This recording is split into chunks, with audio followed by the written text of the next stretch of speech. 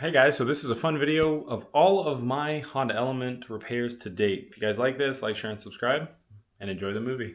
In my 2005 Honda Element. A couple steps I've already done. You got to pop off the cover right here, just pops out. And then you've got 3 screws that hold your speaker in, disconnect that. Pop off this, and then pop this off. Both of these just come off, they just slide off. This one goes up and kind of to the right, and this one, same deal, up and to the right. So it's pretty easy, pretty straightforward. You've got 2 screws right here, covered by a plate, so pop the plate off, take those out, and you've also got another one right there. Once you have all of these out, you're ready to pop your door off. Like I said, I already did that because I was waiting for it to show up to confirm that my window was actually, the window actuator was actually broken. So we're gonna go ahead and remove this door panel, show you guys how to do that, and then we will replace it. All right, so first thing we're gonna do is we're gonna lift at the bottom here, see that? We're just gonna pull this out, straight out. It's gonna sound like you're breaking it. I promise you're not. And then we're gonna go up this right side, pull out, and then as you guys can see, that's pretty loosey-goosey there, and we're just gonna go straight up with it. Now, whenever you do this, you wanna make sure you get it completely off. There we go. And then, I'm trying to remember how I did this last time. Should just come straight, there we go. So, there we go, it's still caught over here. So once you have it off, the door panel, the easiest thing that I have found you can do is to take this, come on, and tilt it just like that, in, and then once you do that, you've got your door lock right there and 2 electrical connections right here. I'm trying to remember how these come out. I believe these just pop out. There should be a tab. Yep, okay, so this front one, tab right there. Press that. Give her a wiggle. Come on. Help if I actually press the tab, eh? There we are. And then I'm assuming same thing with this one. Yeah, little tab right there. Go ahead and press that. Give her a wiggle. Boom. Okay. Perfect. We're going to set that to the side and then pick up the stuff we dumped out of our car door in accident. So normally there's a bunch of plastic here. I have obviously removed mine, and there's a piece of the speaker that plugs into your speaker. Mine are blown, so I've not put them in yet. Here is your plastic. You can remove this if you'd like, really personal preference. And then, so right now I actually have my motor held up with, let me see if I can't show you guys.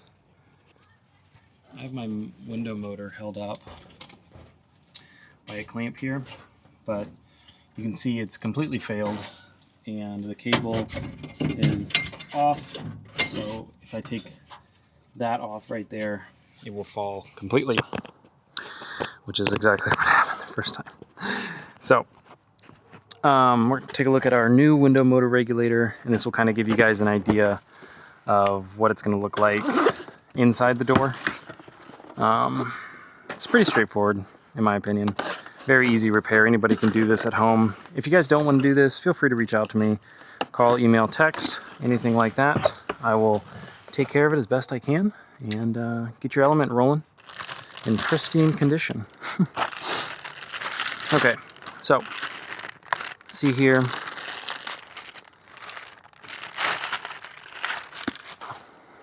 So this goes in here, just like, oh wait, no, like this. I can't remember. I don't know. Wait, like that, right? I think. I can't remember. I'm pretty sure it's like that. Where's the motor? Did I get the wrong door? Hold on. Hold on. Did I get the wrong door? Should have been driver door. No, that looks right. But I think that's the wrong... No, left side. Oh, wait. some Honda element specialist, eh? God, I'm sorry, it's been a long day, as you can see. So what we're going to do right now is we're going to secure our window at the top here so that it doesn't fall. You guys can move this out of your way. We have 2 10s and 2 10s here.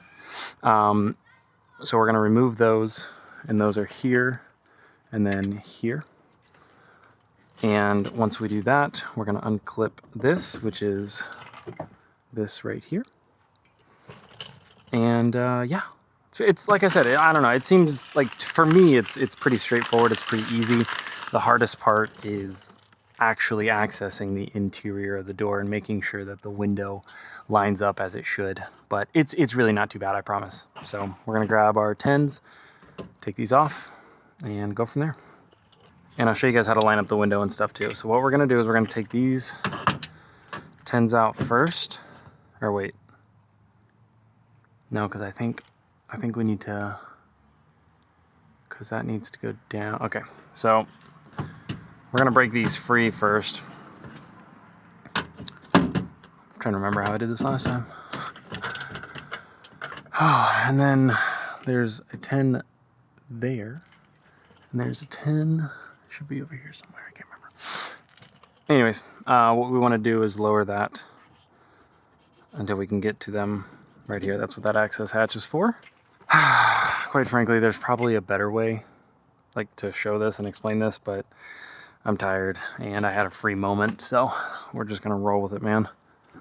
All right, we're going to slowly lower our window down until we can access these 2 bolts right here. Don't drop this because you will break your glass, and we don't want that. We're also going to be saving these because I don't know if the new one came with them or not. Yep. All right, and so now the window is just free chilling. It's not on the bracket, so we're going to put it back up as best we can. There we go. We're going to grab some tape here. You don't need a lot of tape to hold the window up. I always see like 18 strips of tape. You really don't need that much. Definitely don't need that much, good God. One's over, a little right there, a little right here. Give her a bite, boom, now she's holding up. I don't know why I always see people take like, 17 strips of tape at the top there, so. Alrighty.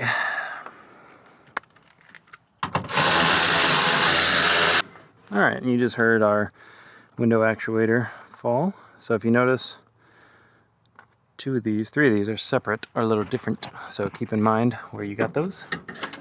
And then, oh, come on. You know what? I need a new door anyways, so I also need to sharpen my knife apparently, good God.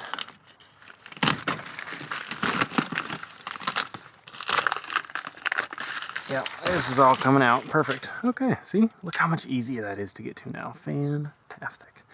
All right, and this is our window actuator here, our system. So we're going to come over here, and this should just pop right out. Ugh, God, look at that, all that old dielectric grease. Ugh. Anyways, unclip that.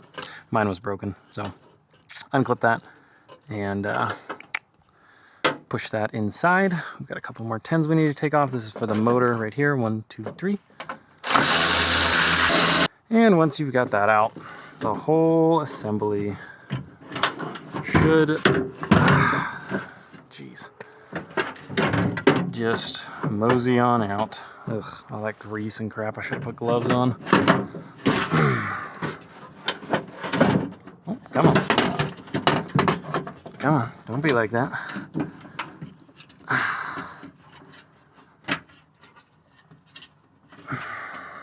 Little wire clip right there.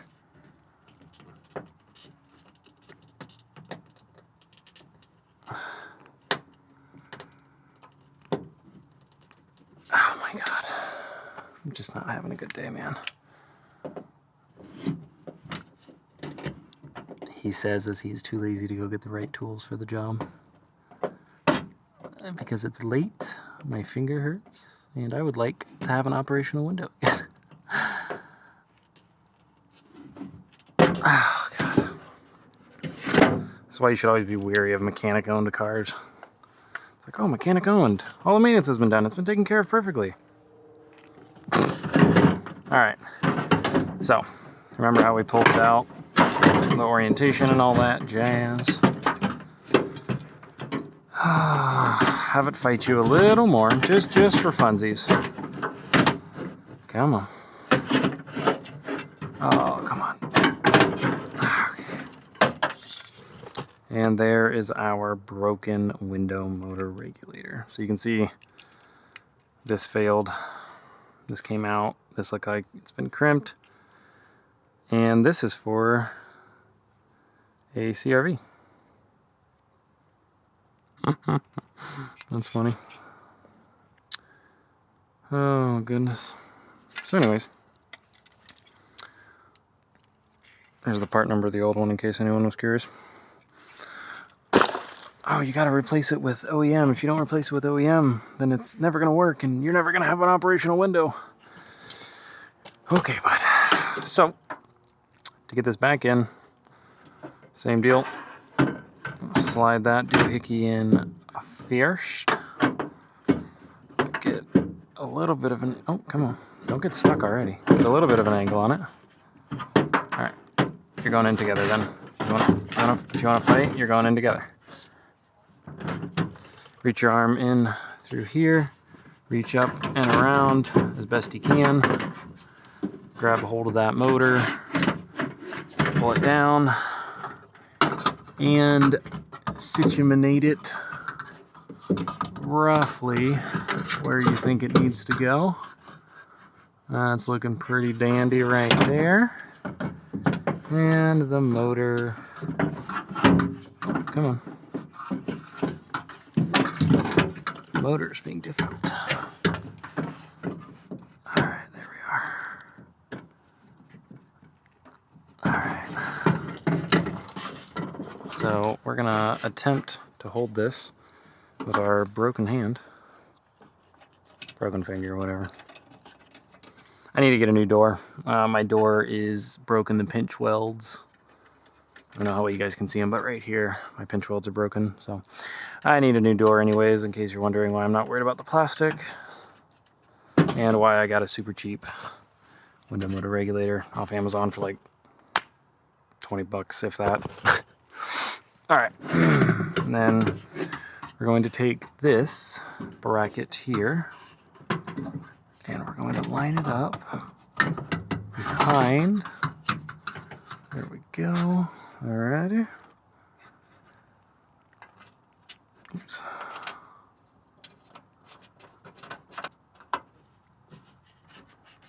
Alright, we're going to tighten all these bad boys down. And then, at the bottom of our window motor regulator, in case you guys are wondering why I didn't disconnect the battery, is because we need to be able to move the window up and down in order to line it up with the bracket that it needs to go on. And right now that bracket is at the bottom because that's where it should be. So what we're going to do is grab our cable right here, and we're going to put this over yonder right here. Alright, there we are. And we're going to try to get this old one out because it came with a new one, which I think is pretty sick. We're going to grab this. We're going to reconnect this, just like so. And then we're going to put that back in there, just like so. Look at that, OEM. We're going to grab our door here. And briefly hook this back up so that we can get the window controls working. Alright. We're going to turn our key on.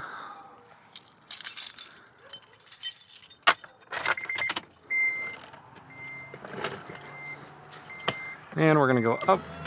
Look at that. We're gonna put that right there, so we can get to it. And then we're going to, oh, come on. You don't realize how much you use your pinky until it's in the way.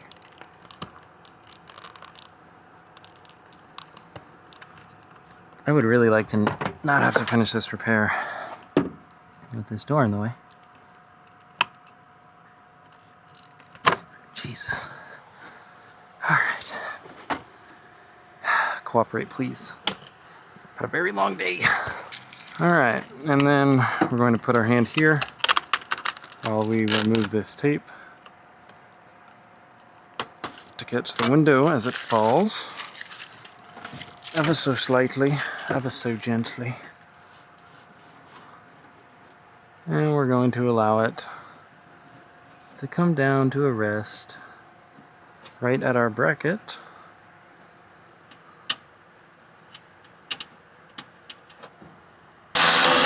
And yeah, I mean, you can like pop this out if you need to, but I don't need to. So now we should have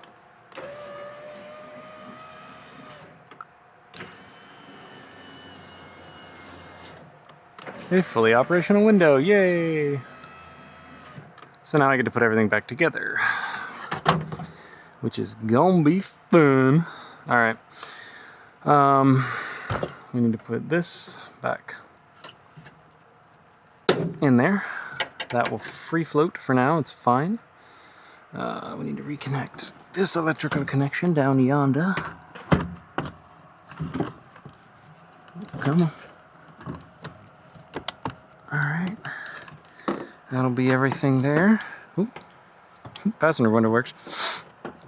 And then same deal. We're gonna tilt this in, pull it through, and pop it back into place. It'll be held more securely once the screws are back in place. So one thing you want to make sure you do right here, and this is kind of the tricky part, is putting everything back together, quite frankly. There we go. Unlock your doors. You want to make sure that this edge of the door gets over the lip of the window, and it's kind of hard to see. Let me see if I can't put down the window to make it a little easier for y'all. All right, so right here, see that? This needs to go over this lip. So put it up and over. Line back up your door lock.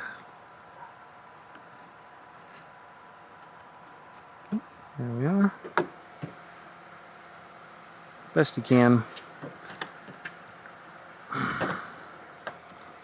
All right, there we go. Lined up, lined up. Perfect. Once you get it, it'll pop into place, as you guys can see. So that's the short and dirty of it. The rest of it's pretty easy. Like I said, it's got a bunch of screws right here, which I will show putting back together right. Yeah, oh look. Like I said, that's honestly, that's the hardest part, is taking this all apart so that it all fits back together appropriately as it should. But this really isn't a hard job. You guys can see I did that in like 10 minutes. So we've got 2 screws here, 3 screws here. So these are for the speaker. These go right here. And then this one goes right there. And make sure I'm not missing any. I shouldn't be. Yep. And then these 2 go right there. So without further ado, let's grab a screwdriver and get to work. Okay, so I'm going to show you guys, just for the sake of showing you. Obviously, this is not, there we go. Obviously, I'm not going to be putting this back in because you can see the speakers are very blown. But normally, you would put this in here, just like so. Put those 3 screws in, and you'll see a spot way in there for each screw hole. So you'll know when it's lined up. I'm not going to put my speaker back in because it doesn't work. So I'm just going to put the screws here as a placeholder for when I do get new speakers, because I'm probably going to be getting some kickers. I hear those are pretty good speakers. And it helps hold the door in.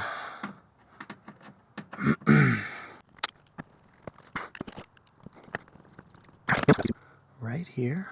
And these don't have to be torqued down super hard, you guys. I would not recommend using a drill for this because you could strip these extraordinarily easily. It's just little plastic that it's screwing into, so I'm gonna get it snug, just like that. All right. And then this cover goes right here. There's 2 tabs in the top, 1 in the bottom. Or I'm sorry, 2 in the bottom, 1 in the top. Oh my gosh. Can you guys tell I'm tired? Just like that. That cover, there should be a cover there, which it might be over there. I might have lost it. I'm missing that one. I'll pull it off a junkyard one, not a big deal. And this is the covers for the vehicle. So we're gonna pop this one on first. This is just your speaker cover. And it's got a bunch of tabs here. You guys can see. You just line those up, just like that. And it snaps into place.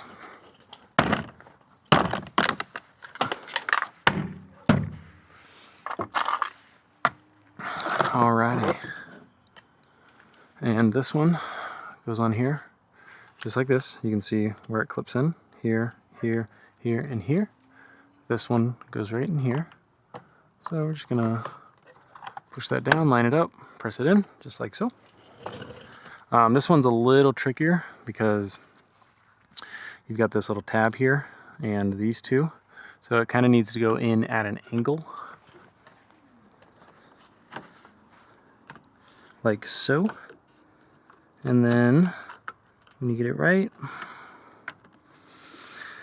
it'll pop into place. Oh, come on.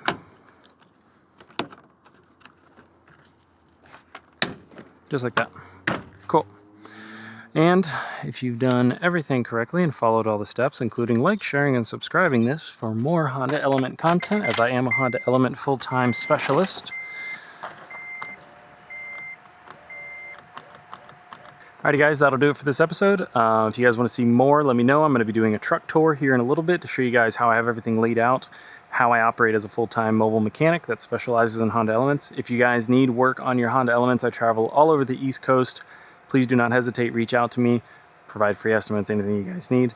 And of course, I'm just a wealth of knowledge, so if you guys have any questions or are curious about something, let me know.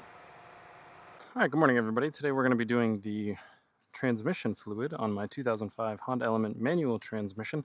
I already did the oil change, sped a little bit, whoopsie. So a couple things you need to know. One, whenever you're doing the transmission fluid on a Honda Element, you have to get genuine Honda, okay?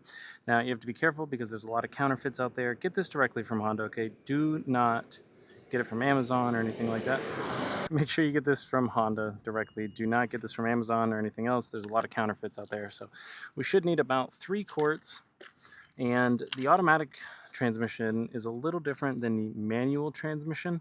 So I'll show you guys what I mean here. The transmission fluid on the automatic has a drain plug about here-ish. And you just pop that, drain it, and then you go through the top. There's a fill port with a dipstick and all that. The manual transmission is not like that. So we have over on this side, that is our drain plug right there. And then right above it, right here, that is our fill plug. So we're gonna fill that until fluid starts to seep out of that. Maybe I can get it better, maybe not. Anyways, so we're gonna pop our fill plug first. Always pop the fill plug first as well. Once we get done with this, we're going to pop this. And this is just a 3/8 head, and then this is a 17 up here. So we're gonna get our 17. Let's see, we'll get our 17. All right. break this free. I don't know if this has ever been done on my element. I've never done it. Oh my God. Good Lord. Oh, Jesus. All right. My God. All right. So we're going to loosen that. Actually, you know what? Let's check the fluid, because this is how you check the fluid on a manual transmission, and my shirt is caught in my creeper. Oh, God, help. All right, so if you were to check the level on a manual transmission, you would pull this out, and then fluid should seep out just like that. So that's perfect. That's exactly what we want. We don't want it to look like that, though. I can already see that it does not look super great, which is unfortunate. But again, I don't know if this has ever been done to my particular Honda element. I've never done it. All right, so now that we know the fill plug is loose, we're going to get the drain plug. Nice.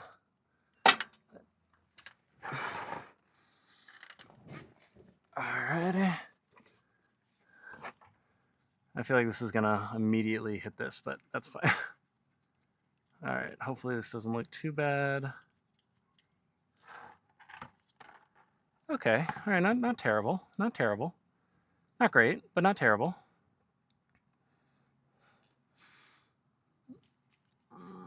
And there should be 3 quarts in this. I'm curious if there's actually 3 quarts in this. We're just gonna let this drain out here.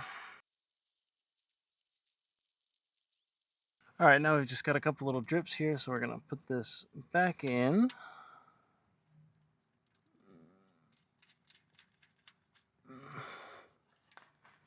Clean this off a little bit here. Oop. Flip this to on.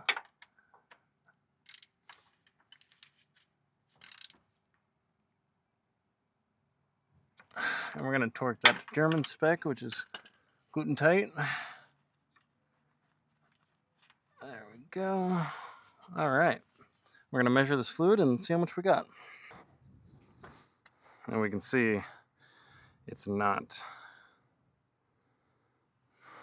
It's about 2.1 quarts, or maybe 2.15 quarts, or I don't know. So now we're going to fill this up until it leaks out of the top of the fill plug, and we'll go from there. Probably won't need all 3 of those, since we only got out, just over 2 liters or 2 quarts, so we'll go from there. We've got our manual transmission fluid, and we're going to take our pump here and snake this tube. We're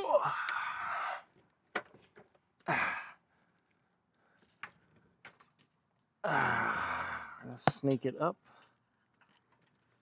It's going to be kind of hard to do. All right. There we go. So we're going to snake this up. And we're going to squeeze that until it's in there, just like so. Hopefully you guys can see that pretty well. There's other methods you can do, but this is the one I prefer. And then it's just a simple matter of pumping this a billion times.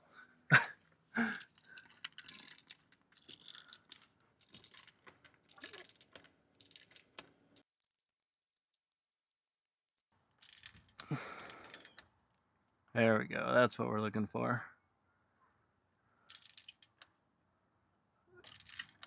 Yeah, we want that to flow out of there just like that. That means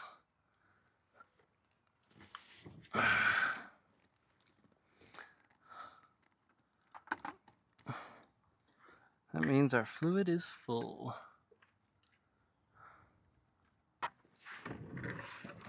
All right.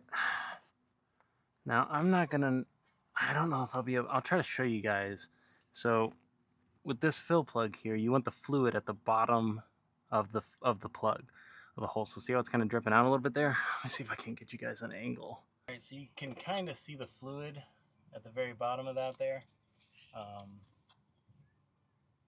Right at the very bottom of that hole. See how it's dripping out a little bit? That's what we want. So that means that it's full and we're good to go. Alright, now that we've got all that taken care of and everything's covered in all the fluid that I spilled, we're going... oh my goodness. We're going to grab our fill plug and put it up in here, just like that. Alright, there we go. Very nice. We're going to clean this all up, spray it all off, and then we're good to go. I mean, that fluid, definitely not what we want to see, so good time to do this. Again, I don't know if it's ever been done. Probably hasn't. Let's get all this mess cleaned up. Alright, moment of truth. We're going to start it.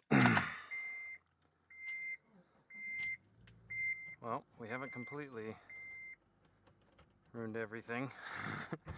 Does seem to be shifting. We're going to see if it maybe shifts a little better. We're going to take it for a quick spin here.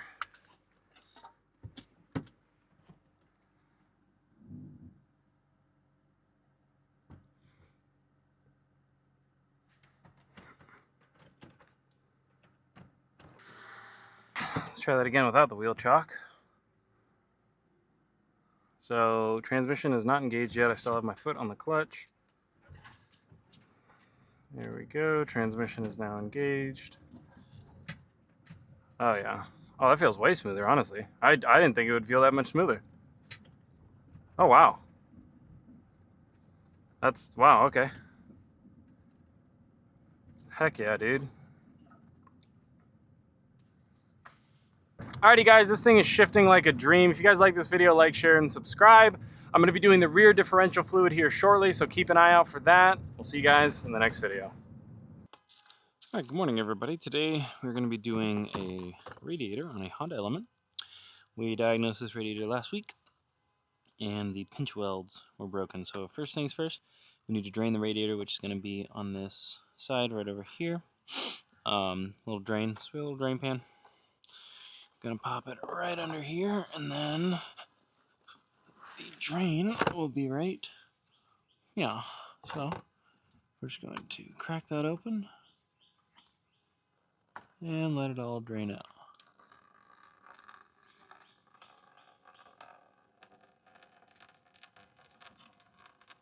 Perfect. While that's going, we're gonna pop these plastics out. Looks like 3 of them are broken. Not a big deal. We'll replace them anyways.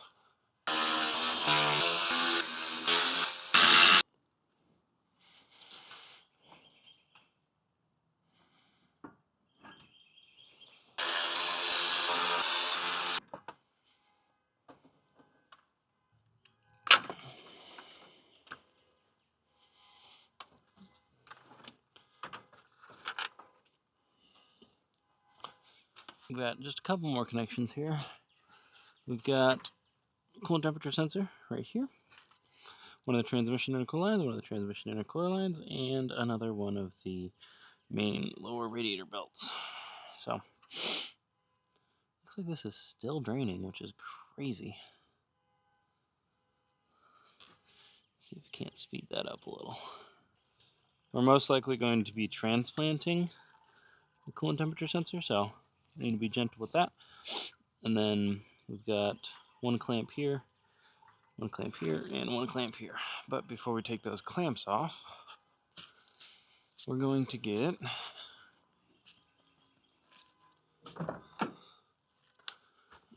our plug kit here. Super nice. And a pair of our favorite pliers. And this is just going to do exactly what you think it is. When I pull the 2 transmission intercooler line hoses off, I'm going to plug the ones coming out of the radiator, as well as the hose themselves, so that we don't lose a ton of fluid. Pretty straightforward, I reckon.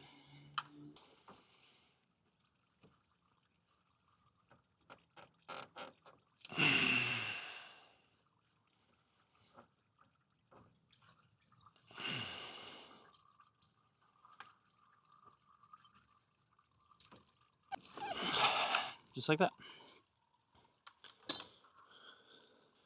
So we've disconnected all the lines, top and bottom. So that's it. I'm going to pour a little bit more of that out.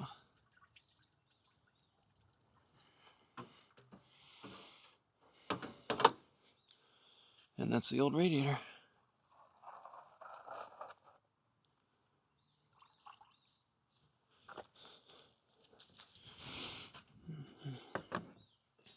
And then we'll take that out, which I think is a 24, I think. If I'm not mistaken. Oh, it's like I do this.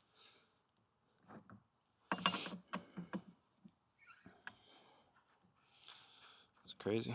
All right, check out the seal there. Yeah, looks pretty good. Give her a wipe down.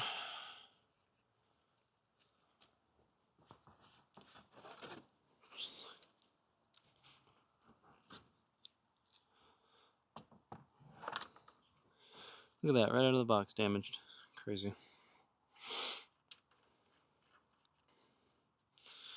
This is where I see a lot of people mess up.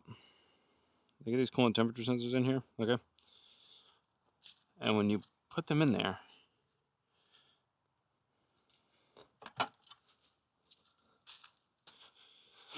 you don't need to torque these things down to 8 million PSI, all right? I'm telling you. So now that I'm pretty snug, I'm gonna get it closer. And that's it, just tight. Just so it's not leaking, it's easy. And then we're just gonna go about hooking up all our lines, starting with the transmission intercooler lines, if those things want to come off. Good lord. There it goes. Good lord. They did not want to come off. Okay. Now, once you get the two transmission intercooler lines, the lower radiator hose, and the sensor hook backed up, a lot of people forget the sensor. All we got to do now is put the radiator fans back in, replace the upper radiator hose, and we're good to go. So we're going to gently, very gently, because this is another place I see people mess up all the time. They try to rush this step, and they end up poking a hole in the new radiator. And we don't want that.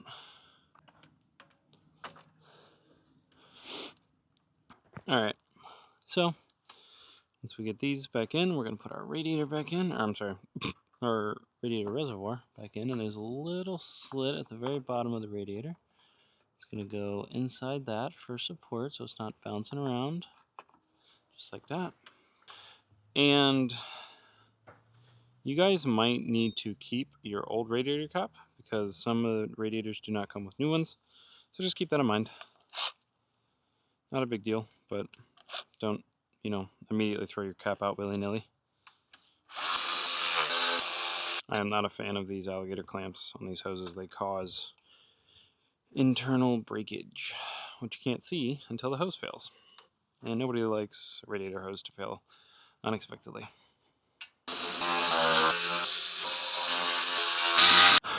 That's really it. Aside from our plastic shroud here, which we will be replacing with new clips because I didn't like the state of those ones.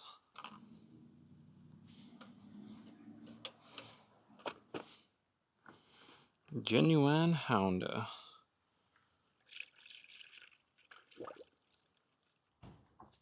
Alright, and then we'll start it, get it up to temperature, let the thermostat open, let it cycle.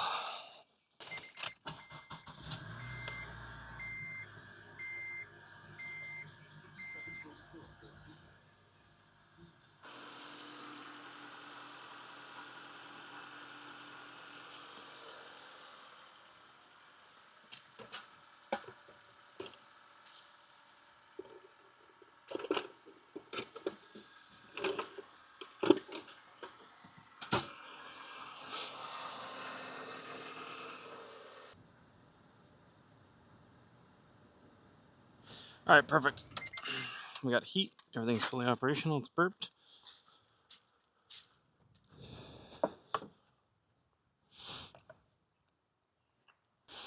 We're going to put the extra coolant in the reservoir here.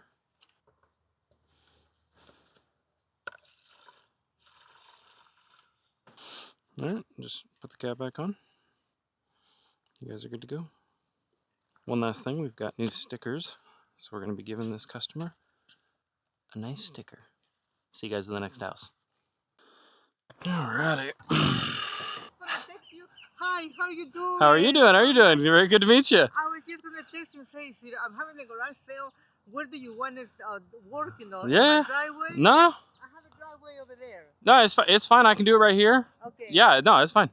I can check it out. Do you think that you can fix it today? Probably not. I mean, I can definitely probably figure out where it's coming from today. Right. But as far as fixing it today, I don't know. It just depends. We're going to take a look at it and figure out exactly what's going on. Please. You're good. You're good. glad No you're worries. here. No worries. I guess you need the key, right? Yes, please. Yeah. Yeah.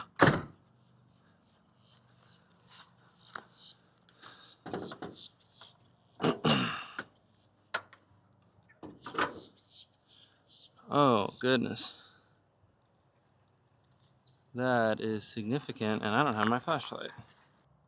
All right, so we're dealing with the 2005 Honda Element with what appears to be a significant oil leak.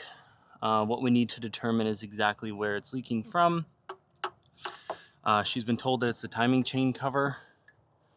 I'm more inclined to believe it is the valve cover gasket, because this doesn't look, yeah, it's all leaking right there.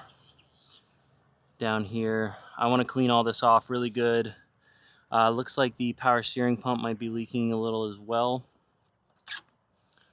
So we're gonna take this off, clean all this up really good, try to figure out what's going on, and go from there.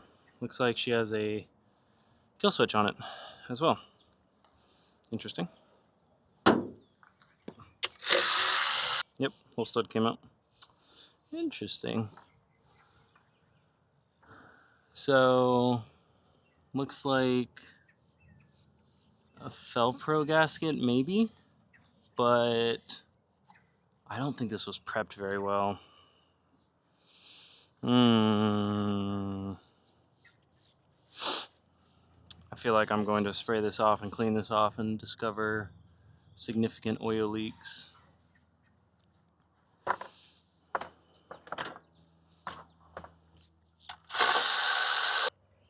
I'm gonna undo her battery. We're gonna take this out. All right, no issues down the spark tube there, so that's good. Just gonna check a couple of these.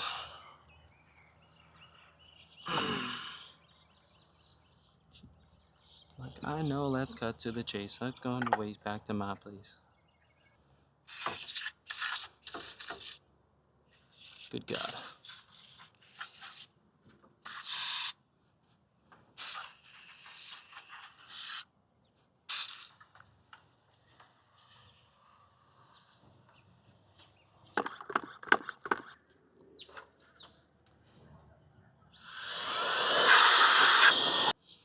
All right, I can see this is definitely leaking. Like, this power steering pump is 100% leaking. I don't know from where, but it is 1000% leaking. So what we're mostly concerned about right now is the timing chain cover, which runs along the bottom side of the engine basically here. So we definitely want to check that out super well. That plate down there is known to leak. This front is known to leak right here. And this valve cover gasket doesn't look super great, if I'm being dead honest with you guys. I'm not really sure what kind of RTV that is. I think they might have used clear silicone, quite frankly, which would explain a lot of the leaking. Let's see what oil levels we're working with right now.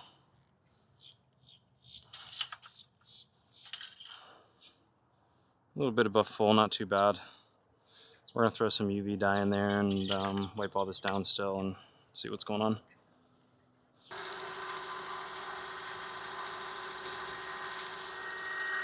Will eventually be a memory of the time I tried so hard.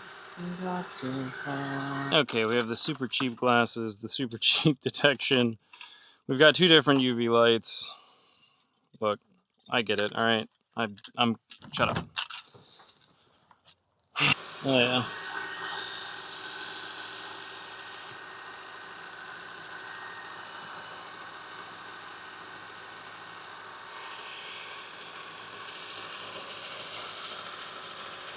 Definitely leaking from right there. So that screen's leaking. And then all of this looks to be power steering fluid, quite frankly.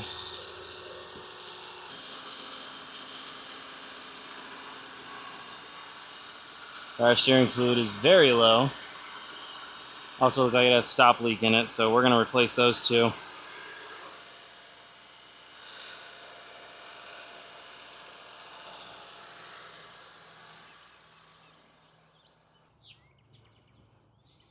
It smells like ATF fluid.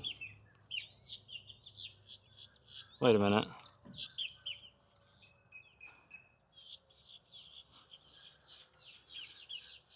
Did someone put ATF fluid in here?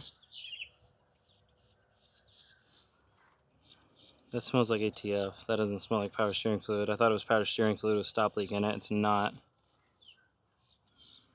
Well, I bet that's part of the problem. Yeah. That's ATF fluid. Somebody put ATF fluid in here. Why you would put ATF fluid in there, I'll never know. Why would you put power or ATF fluid?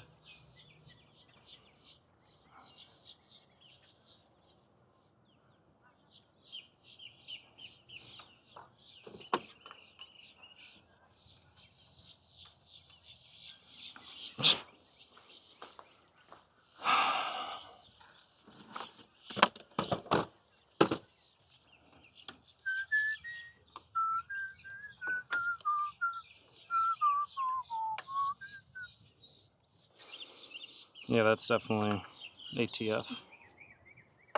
Why? You just didn't have the right container, or like, I'll never understand some people. I really won't, dude.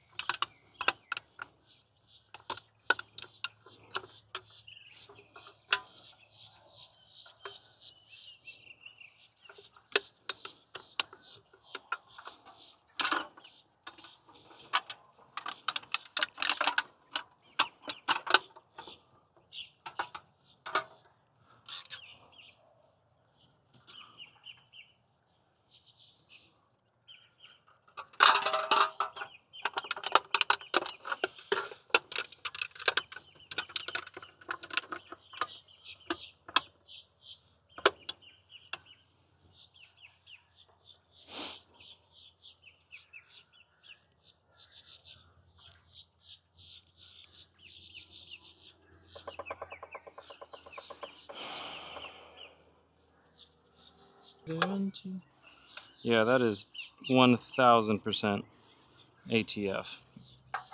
Who? Alright, we got the replacement in here. Let's put that in there. Jesus. I'm gonna rotate the engine a couple times. Where the boat had hit the water, the whale's tail came up.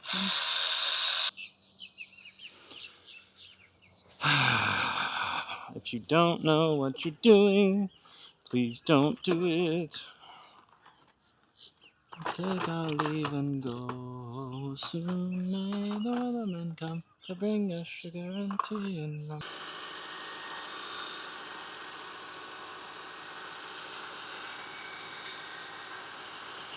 They put the motor mount upside down. Yep. Which means the ground is in a new spot. Oh no, the ground's not attached to anything. Look at this. The ground's just not attached. Needs to be. Oh my.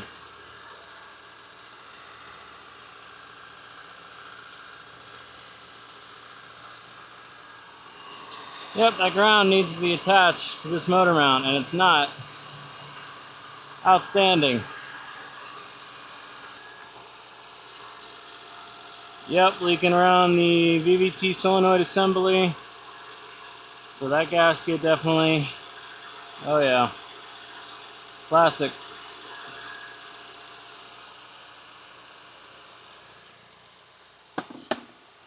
Behind that mask is... There's nothing around the timing chain cover that is leaking. Nothing at all.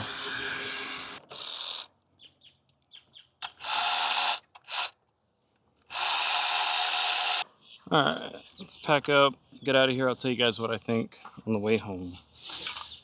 Okay. Alright, so first things first. Okay. Your power steering reservoir was filled with automatic transmission fluid, okay? So that obviously isn't the right fluid, and I believe that's what most of this is right here we're seeing, okay? The ATF was soaking through the lines, through your power steering lines, and was just flinging all over the place, and that's what a lot of this crap was actually automatic transmission fluid being flung around. The two O-rings in your high pressure power steering hose as well as your low pressure return line were blown, so we did have to replace those, probably from the power steering or from the automatic transmission fluid or ATF fluid. As far as the timing chain cover leak is concerned, because the timing chain cover is this, it's basically your whole side of the motor right over here. Okay. All right, I cleaned it super well, sprayed it down, I put UV dye in the oil itself. The only leaks that I'm seeing right now is you have a small leak coming from right here. See that little cover right there? Oh, okay. Yeah. Yeah. So there's a small leak coming from right there, right at the seam, right there, okay? Nothing crazy. Kind of to be expected, quite frankly. Okay. Unfortunately, I couldn't get the gasket for it, and I don't have one with me, so I can't take care of that today. But there's a small oil leak right there, as well as your VVT solenoid assembly right here on the back. There's a gasket on that as well, and it is leaking a little bit right there. Your drain plug is also leaking for your oil pan, like where they drain the oil out and whatnot. That's also leaking. I don't know if it wasn't tightened enough, if it doesn't have a new crush washer on it. I don't know what the situation is there. But quite frankly, I expected to get here and find oil dumping out. You know what I'm saying? And that's not the case. That's not what I'm finding. I checked all the different seams that I could. It looks like the valve cover gasket might have been secured with the wrong RTV. It looks like they used some sort of clear RTV, which is allowing a little to leak out around the valve cover gasket. So it probably needs a new valve cover gasket, which is what I'm going to recommend. I don't know if the power steering pump itself is bad or if it was just because of the ATF fluid that was in it. But on top of that, your motor mount right there, it's upside down. Oh yeah, they told me that. How do I get that fixed? Oh, you got to flip it around. Well, you would just have to flip it up. But in doing so, they've ruined this motor mount. So I have to put a new one. You should put a new one, yes. Okay. Yeah. Okay. I don't know why they did that. That doesn't make any sense to me. Yeah. Because they also didn't attach a ground here. So there's a ground that's supposed to be on the underside of this, and it's just... And is that why my car died one time? Possibly. It died in the middle of the road? Very possibly. When we had just changed the battery.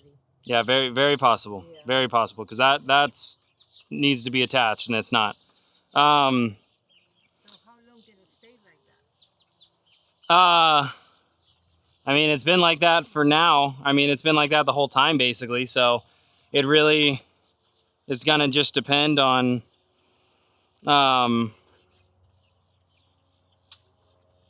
know, if it causes any intermittent misfires or anything like that, or for it to run rough or idle rough or anything. But Will it cost it? Will it cost $3,500?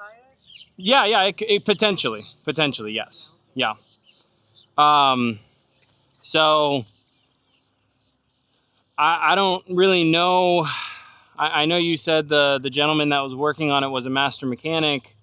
I'm really confused because that's not the right bolt right here. Okay. That's the wrong bolt. That's not the right bolt. Okay. These two are switched. These two are right. That one looks right. But it just doesn't, I don't know, it just doesn't make sense to me.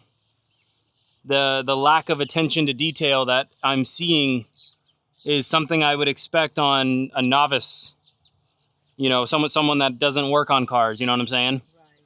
Right. This level of, for lack of better term, negligence is extremely surprising from someone that's worked on Hondas and is supposed to be a master technician. Well, I had a guy help me out when it died about 2 months ago. He wasn't the expert guy. He was somebody that works in an auto shop. Yeah. He does help people, whatever. So he came and he saved me that day. Okay. That day he came again to do, I think I was here or something. And yeah, I mean, if he's the one that put the ATF fluid in your power steering, I think he might have, yeah. I mean, is that when you started noticing the leak? No, the leak was before. Leak's always been there? Yeah. Okay. Yeah. Well, keep an eye on it. Oh yeah, inner tie rods, outer tie rods, ball joints, sway bar links, sway bars. I can feel the motor rocking. Noise? Oh yeah, of course. Yeah, I can hear your suspension knocking, for sure. Yeah, I mean, but I knew that, quite frankly. I knew that it needed pretty extensive suspension work. As far as the suspension is concerned, I mean, I can hear all of it. Sway bar links, sway bar bushings, outer tie rods, inner tie rods, lower control arms, ball joints, basically everything except the axles. Yeah, so it's definitely, I can feel it. It's creaking, it's groaning, it's popping, shuddering. I can feel all of that, all the telltale symbols that the suspension is worn out. I mean, it's a 20-year-old car, 21-year-old car. So they've probably never been done. And if they have, it was probably a long time ago. It's probably time for them to do, you know, be done again. But I mean, it's not going to be the cheapest thing in the world, but it won't be the most expensive. If you have me do it versus, you know, a shop, a regular shop. If the car ministry people do it, you know, that's a whole other thing. So it's honestly just, it depends on how much you're willing and wanting to invest in the vehicle. So upon further review, you guys, and I'll throw the picture up on the screen here, I really don't think that that engine is leaking as much oil as she thinks it is. I truly believe it was ATF. You guys can see like all the brown spots or like reddish brownish spots that are down here. And there's one little up in the top right that looks actually like oil. So I'm pretty sure it was just the ATF leaking out of the entire power steering fluid system because somebody's just an absolute silly goose. So we're gonna get her taken care of and sorted appropriately, but yeah, thank you guys for watching, and we'll see you guys on the next repair. Alrighty, good morning everybody. Today we're going to be doing lower control arms, ball joints, and outer tie rods on a 2006 Honda Element EX. This is one of my clients here. So as you guys can see, ball joints, well in time, well need for some love. We're going to check everything else while we're down here and see what's going on. Ooh, zero play in the axles. That's what we like to see. So we're going to get going, check them out, and anything else we notice while we're here, we're going to go ahead and let the client know, which she asked us to check everything out. We are also going to be doing the power steering pump right here, as you guys can see. This is leaking, and the reason I recommended a replacement versus the O-rings, because a lot of people say, oh, when it's leaking like this, you can just do the O-rings. That's absolutely true. You can do just the O-rings because you have an O-ring here, you have an O-ring here. Very common for them to leak. Happens all the time. It will buy you a lot of time. But if you guys look here, see that? See all that gunk in there? I'll show you guys when we pull it off. All that gunk in there, there's an internal seal just behind the bearing here. And when that fails, it allows all the power steering fluid to fly out, and that's what actually hits your belt and causes that right there. Very common on these elements. I see it all the time. So we're gonna get going here. We're gonna pull the wheel off and get started on the lower control arms, ball joints, and outer tie rods. I'll show you guys everything we need to do that, and we'll go from there. All right, so first thing we're gonna need, so we're doing the lower control arms and the ball joints. We're gonna need an extension, universal. They look original, they don't look like they've been done before, so it should be a 17 and a 19 for all of that. This will do our lower control arms, our ball joints, and then we're also going to need the wrenches to do all this, and I've got crap all over the freaking place here. Busy, busy week, busy day. All right, let's get that there. We don't need our cowl yet. Hopefully we don't need the torch, but we are gonna pull it out just in case. So we're gonna grab some of that. We're gonna need the 24 and the 19 for the outer tie rods. We're gonna need our trusty dusty axle nut socket, weighted axle nut socket. If you guys don't have a weighted one, definitely recommend getting a weighted one. We're gonna grab torque and our punch set here. We're gonna need a caliper hanger, and we're gonna grab our brass hammer so we don't break anything. I think that's about it, quite frankly. Oh, pliers for the O-rings. These are my favorite ones, right? Yeah. Reckon that's about good. I'm gonna grab a little lube as well. And yeah, we're gonna go ahead and get rocking, get rolling. It's a pretty straightforward job, pretty easy, you guys, not too hard. So first thing we're gonna do is put our music on, and then we're gonna get going and take off this tire. All right, we're gonna do, and this is gonna be some 19s here. These are way too tight, good God. Ooh. Oh, dang it, we forgot the 10s, because we got a 10 here, here, and then a 12 here. Tragic. Ooh.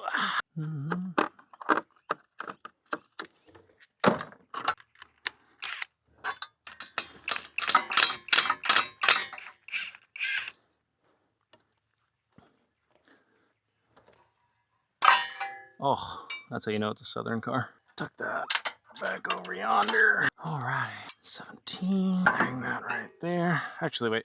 I'm so used to doing the strut assemblies that I don't hang them on there, but we're not doing the strut assemblies today, so that works out well. Alright. Oh good, it's notched. So you guys remember this, okay?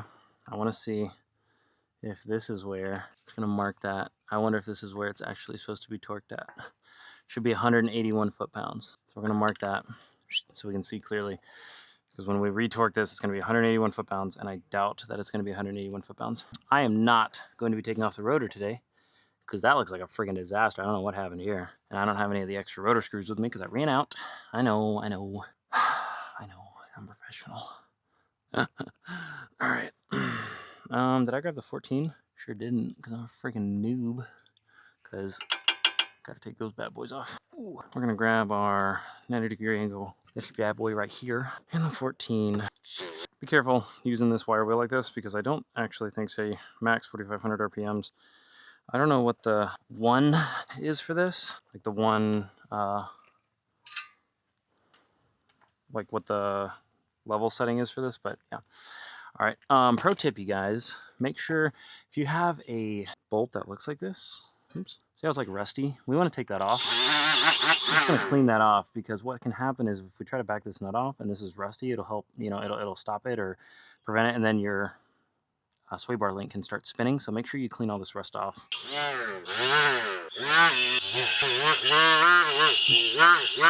There we go. Very nice. Apply a little bit of lube there, just like that. Let that sit for a minute. That should come off really easy. We need to pop this punch out here, which is what these bad boys are for. Oh my. There we go. All right. Grab our weighted. Actually, I wonder if this little one can take an axle nut off. Let's see. All right. Way to go, Harbor Freight. Stick tap for that and all that, bud. It's kind of impressive, honestly. All right. So we've got our axle here. We're gonna use a brass hammer here because this is steel, this is brass, so we're not gonna dent or deform that. Don't have to do this, you guys. I've done it with a steel hammer plenty of times. I'm just taking the extra out, a little bit of insurance to making sure I don't damage anything for the client. All right, so now that we've got the axle loose here, that's good, that's what we want. We've got 19, 19, 14, 19, and 19. So we're gonna grab our 19. All right. Be careful holding this because these sometimes spin without coming off. and you don't want to do that. You don't want your finger to get caught because it'll get smashed right in between here. Ask me how I know. So either hold it with your open thumb like this, or more realistically, what you should be using is a pair of pliers. If you want to use a wrench, I'm pretty sure it's a 21 or a 22. Yeah, 21, 22, something like that. I don't know. I never use a wrench on this side. I just hit it like that. There we go. There's that. And then, oh my gosh, that was like barely on there. And then you should be using a shallow 19 for this because it fits better, but my shallow 19 is unavailable at the moment, so I'm using a deep just for funsies, which we just need to break it free. There we go. Yeah, see, and that's why you should use a shallow. Again, my shallow is not available, but not a big deal. All right, there's the 14. Ooh, come on, 14. We're gonna hit this, but we're gonna hit it very gently. Slowly back it out just like that, and that's how you help prevent your sway bar links from spinning when you're taking them out. See that? A little bit of grease goes right on and right off. That way you don't have to put an Allen key in there, which you're supposed to do to get those out. But I don't do that because that takes way too much time in my opinion. All right, pop this out. Make sure you support this because we don't have anything holding it up right now. You also want to make sure you wiggle out the axle before you remove anything, because the axle, nothing's holding this in right now. Nothing. The only thing, it's like tension. So the second I rotate this out, it's going to fall if I'm not holding it. So I like to pull this one out first and then spin this around and pull this straight out. So we're going to pop this out, spin it, and then this will pull straight out just like that. And as you guys can see, these bushings are shut. All right, we're going to get this O-ring here. Not O-ring, what am I doing? This cotter pin. There we are. Should be 17. So what we're going to do here is we're not actually going to back this off all the way. We're going to back it out until the top of this is flush with the bolt, and then we're going to hit this with a hammer super hard. And this will help pop this off. And there's an O-ring here, so we need to, or I'm sorry, a snap ring clip, so we'll need our snap ring pliers before we pop that out. But we're going to pop this lower control arm off first. You're going to need the big boy for this, as well as our snap ring pliers. Hit the lower control arm first before you try to do it. This will help break up any internal corrosion. Just like that, and then pop it. Oh my, there we go. Just popped off. See if we can't get that off still. Probably not. Since we deformed it, hitting it so hard. Since we're so strong. But it's okay because we're placing it, so it doesn't really matter. Oh yeah, that's not coming off there, boy. Outstanding. Come on. Oh wow. I don't know if that one's gonna come off there, you guys. This might be a cutting situation. Shame not. Well, regardless, we need the ball joint press. Oh wait, actually I have something for this. I want to use this. I've not gotten a chance to use this yet. Why do I put it in there? Come on, there we go. I've not gotten a chance to use this yet. Jeez, I wonder how well this is gonna work. These are nut busters, and they do exactly what they sound like. You put them around broken or bent or deformed nuts, whatever, and yeah, it does exactly what it sounds like. It's supposed to break it. I don't know what size that is though. I'm assuming 12, maybe 14. Oh wow, 14. Look at that. We're gonna try this out here. Come on, come on. How did that work? It looked like it did. Oh wow, yeah, it sure did. Look at that. That's crazy. Holy, good God, dude. I can just take a punch here and probably just break that. That's insane.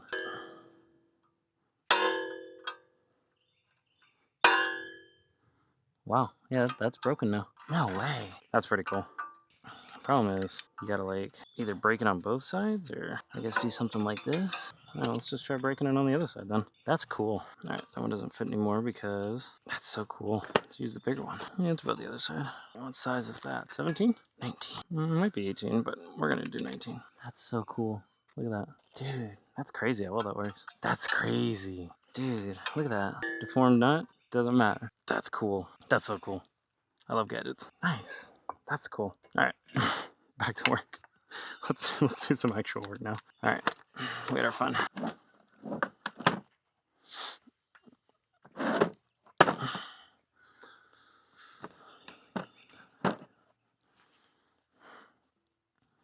All right, let's grab our O-rings. Oh, it's gonna be like that, huh?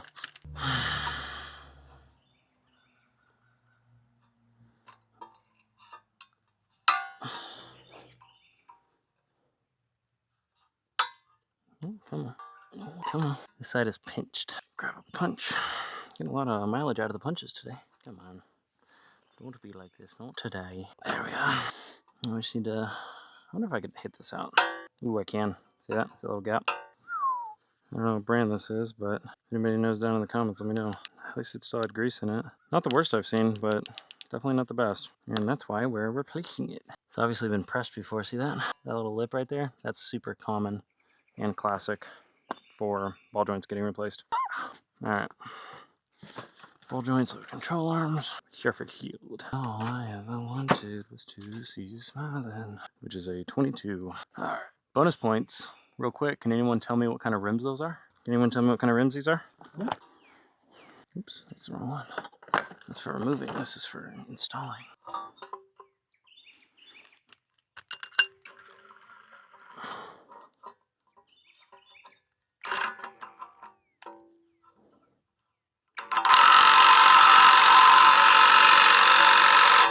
Alright, little one's not for that.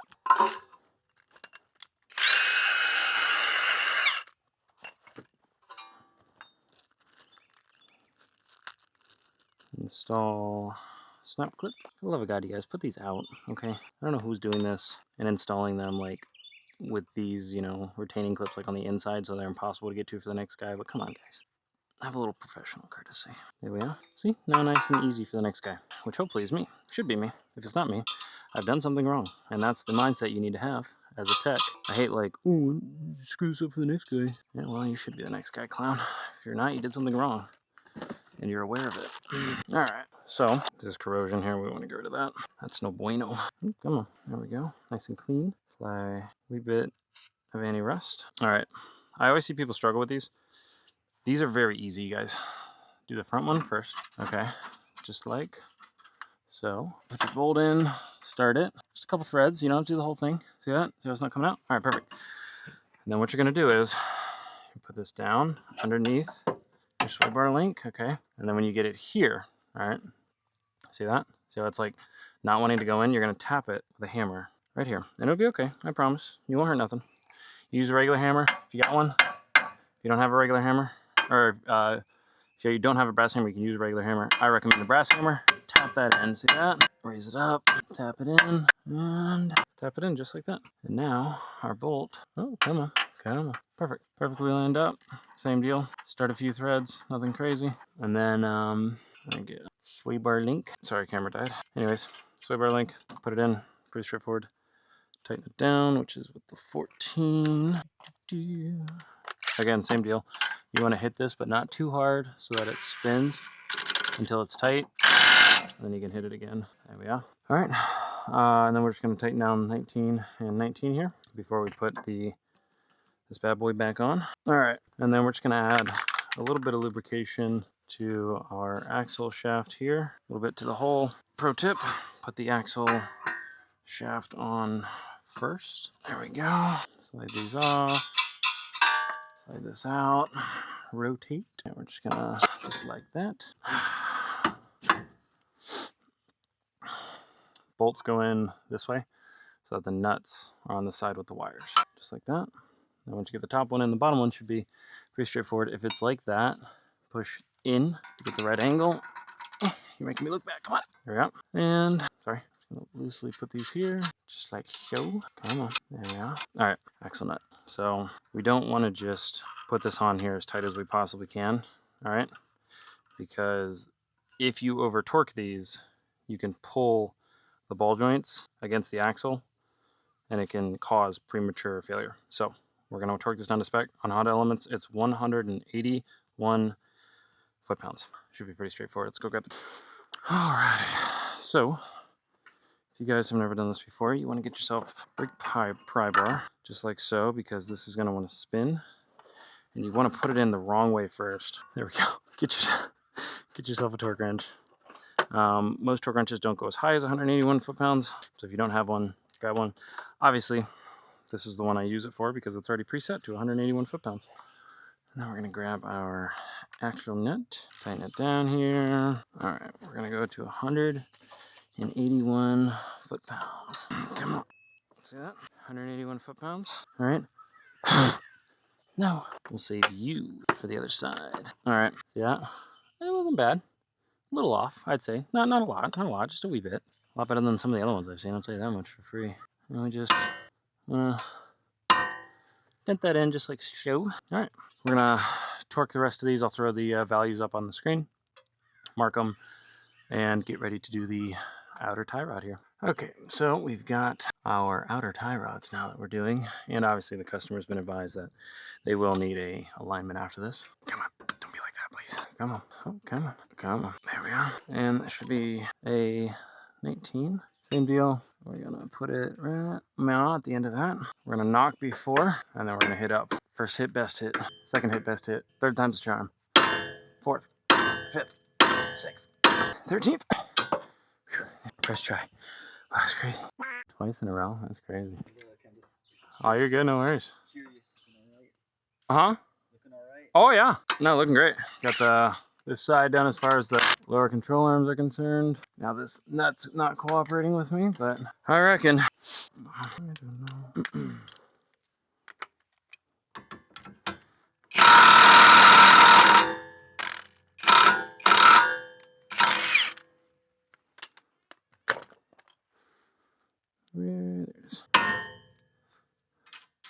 Alright, so before we pop this all the way out of here, we want to break this nut loose. So we need our 24, and there we go. So we're just going to mark that. One revolution. We're going to take this out. We're going to count these as we're backing it off. So that's 1, 3, 5, 6, 7, 8, 9, 10, 11, 12, 13, 14. All right, 14. Wow, that one's usually like 11. All right, nope, that's the old one. One thing about these Mevotech Supremes is they do not come pre-greased, so you have to grease these. If you don't have a grease gun, get them greased before you install them. I have a grease gun, so it doesn't matter for me. We're gonna put this on, put a little bit of anti-seize on there, so we're gonna put this on about 14. 1, 2, 3, 4, 5, 6, 7, 8, 11, 12, 13, yeah, 14. All right, then we're gonna tighten this back up. Grab our 14. All right, there we go. So it's not gonna be exact because obviously I don't have an alignment rack here, but you just wanna get it as close as you can before you send the customer to the alignment rack, because otherwise their wheels will be super wonky. All right. And we're gonna leave this pretty accessible for the alignment tech because obviously he's gonna be doing this pretty quickly. Last thing we need to do is mark this and fill this with grease. Again, I usually don't like showing you guys when I use the grease gun because I'm very messy with it, but didn't actually connect those. And I also like to put a stripe right here because this will tell the client if they actually aligned anything or not. Let's grab the grease gun and grease that puppy up. Grab some paper towels because you guys already know. All right, everyone settle down. Oh, lovely. See what I'm talking about. It's just embarrassing, really. There we go. Get all the crap out of there. All right, we're gonna put this up here and we're gonna fill her up. There we are, just like that. Wipe off the excess so it doesn't collect dust. I should get some like little caps for those or something. Lock it. Made that mistake before. And move it around to the other side to get ready. Nope, lock tight. So rotors look good. Little surface rust, but nothing too crazy. We're gonna grab our caliper mounting bolts here. We're gonna put a dollop of blue Loctite on them. Alrighty guys, sorry, apparently my camera died. Anyways, we got a dollop of blue Loctite there. I'm gonna try to show you guys. Okay, I don't know what's going on with my camera. Anyways, bolt, blue Loctite. See that right there at the very bottom? That one's gonna go in there. We've already got the top one in. Tighten those down. Again, I'll throw the torque specs up on the screen. Gotta be quick because apparently my camera's about to die again, so love that. Anyways, that pretty much wraps it up for this side. We're going to torque these, put our ABS wire sensors back on. The ABS sensor, just so you guys know, the ABS sensor right here, the ABS sensor goes over the brake line, not under, over. Because this goes here, and that goes on the rotor, just like that. Anyways, I'm gonna let my camera charge. We're gonna do the other side. I'll bring you guys back when we're doing the power steering foam. Alrighty guys, so we have finished up. We went ahead and finished up this other side. You can see we got the outer tie rod there. And the lower control arm and the ball joint. I'm not gonna get all the way down there, you guys know what I'm talking about. All right, so first thing we're gonna do on this bad boy is we gotta remove the tension on the belt. So this job's super easy, not hard at all, if you know what you're doing. So first thing we're gonna do is grab our belt tool here. A little tricky on the Honda Elements, but they're not too bad. All right, grab our 14, and we're gonna slowly get it onto the tensioner, which is right down there. It's just gonna be a little difficult because of that. Sometimes, I don't know, I might have to do it. Yeah, I think I'm gonna have to do it. All right, let me show you guys a trick. So what we're gonna do is that power steering bracket. I'm just gonna take it, I'm just gonna bend it. Just a skosh right there, see that? That bracket, I'm just gonna bend it back just a wee bit, just like that. And that's gonna give us all the room we need. See, before, we couldn't get this in here. And now watch. Perfect, see that? Oops. And it goes towards you to actuate it and get that belt off. Just like so, perfect. We should tuck that down and we'll release the tension on the belt tensioner, just like so. Now we have access to our power steering pump. We're gonna take off the high pressure line first, and then we'll do the low pressure line. And once you're past that stage, pretty much everything you need is right here. Pliers, 10 mil, 12 mil. We're going to take off the high pressure hose first, right here. So we have two 10s, one here, put the screws there. Grab our low pressure line, slide that up and off, rotate it, break it free, and then we're going to grab our rag, put it beneath it because it will spill and we don't want to make a big mess everywhere. I'm going to grab it off just like that, and then we're going to fold it back, up, and tuck it right there. There we go, see that? No spills, no nothing. It's almost like I've done this. It's crazy. We're going to do the same thing with the high pressure line now. Gently bring that off. This one will leak out. That's normal. Just let it do its thing. And we're going to bring this up and around. I like to tuck it right here on the windshield wiper line. I've never had one of those breaks, but even if they do, I have extras. And of course, wouldn't charge the client for that, but fingers crossed, I've never had one break yet. So what has happened on this, and like I was talking about before, the O-rings have definitely failed. That's what all this schmuck is, and then that's what all this schmuck is. But this is not a candidate to replace just the O-rings, and I'm about to show you guys why. We're gonna grab our 12mm. We're actually gonna dismount this here, loosen that one, and like I said, there's another one right below here. It's kind of hard to show you guys, but just look at the pump next to it, like the new one next to it, and you'll see where the bottom one is. But pull this off here. All right.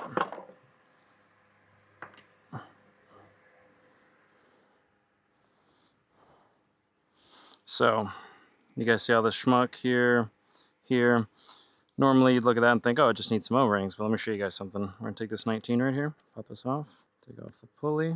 Oh, what do we have here? We have a bunch of schmuck on the inside of the pulley. There's an internal seal on these, and even though it's still working, the internal splines are probably still working. This is allowing all kind of contaminants on the inside here and allowing dirty fluid to cycle in and out of this. That's why it's all down here and all this stuff. So I'm coming out with a video soon showing how to rebuild one of these. If you guys want to see that, like, share, subscribe. But let's get the new one on. I always want to call these Elderman, but it's Edelman power steering pumps. These are the best I have found. Comes with the 2 replacement O-rings. This new steering part was factory tested for quality assurance. Residual test fluid is normal and safe for vehicle installation. Yeah, I sure hope it does. And you can tell aftermarket versus OEM, because OEM has a sticker right there, as well as the parts numbers on the front here. See that?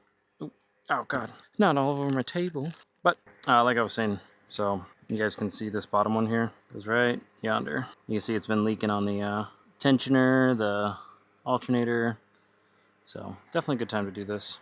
Now, one thing I want to point out is the configuration of that bad boy. See how it's different? So we're gonna, sometimes these don't like to cooperate. Yeah, see how I flipped that around and it's now facing the other way? Not a big deal. We're just gonna move this one here. It's already got a new O-ring. And you guys can see that O-ring was very flat, well worn. All right, come on out of there. There we are. Slide that on. Come on. And then when you put this in here, you're gonna just gently press so that you don't pinch or squeeze or damage the O-ring. There we are. All right, you wanna make sure that's flush, just like that. good to go. And this one came with a new pulley, which is good. So we don't have to reduce or reuse the old one, which is good because that one's dirty anyways. We're gonna grab that O-ring off there, which it looks like these might have actually been done before and they failed again. So it just goes to show you, can't just always keep replacing the O-rings. Yeah, because that fluid's very dirty. So these are the two O-rings. You've got a bigger one and a smaller one. The bigger one goes on the high pressure, and the smaller one goes on the low pressure. Come on, don't be like that. There we are, just like so. Perfect. All right, so we're just gonna grab our bolts here, tighten these down here.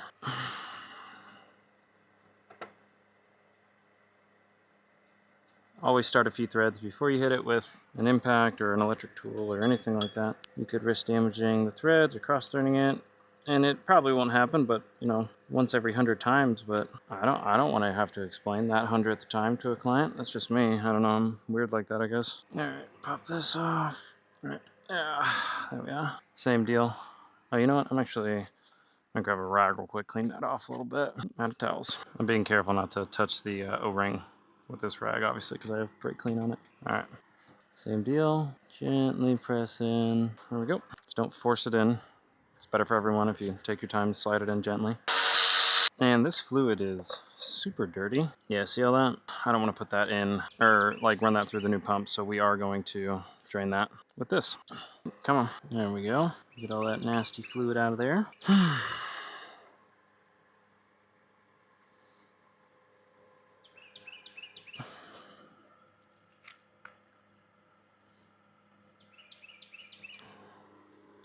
Oh yeah. Dirty, dirty, dirty, dirty, dirty fluid. Gotta love it. Alright. Once we've got that out of there, slide that on here. Yeah, see that? Not what you want. Alright. Alright, we're gonna top this off all the way. This is the this is the power steering fluid I use. So I don't know. You guys don't have to use it if you don't want to. Alright, this is the stuff that I prefer to use. And we're gonna top that off all the way because pump's going to be mostly empty anyways, so we're going to have to completely fill it off from the top and run the engine to get it to cycle and probably add more to it, quite frankly. I'm going to place this belt down here. There we go. And we're going to do the oil change now. Oh, wait. We're going to put the belt on first. Come on. Pull that off there. Pull that off there. That down there. Double check. Make sure it's on all the splines. I think it's actually one off on the alternator, but it should pop into place as soon as we start it. So I'm not too worried about that one. Everything else is good. Alright, let's do the oil change. Crack this just a wee bit. 17.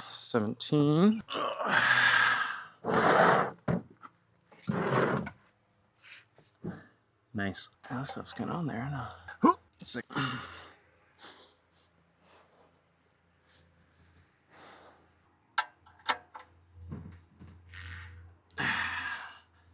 Nice.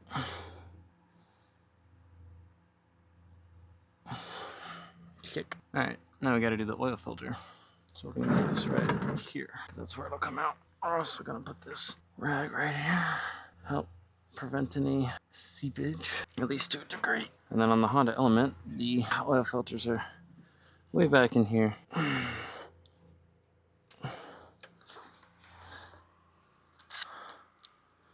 Okay, well that's super embarrassing because I thought I was recording literally the whole time. I wasn't. So anyways, what I was going to say was the oil filters on Honda Element are a little tricky. They're not too bad.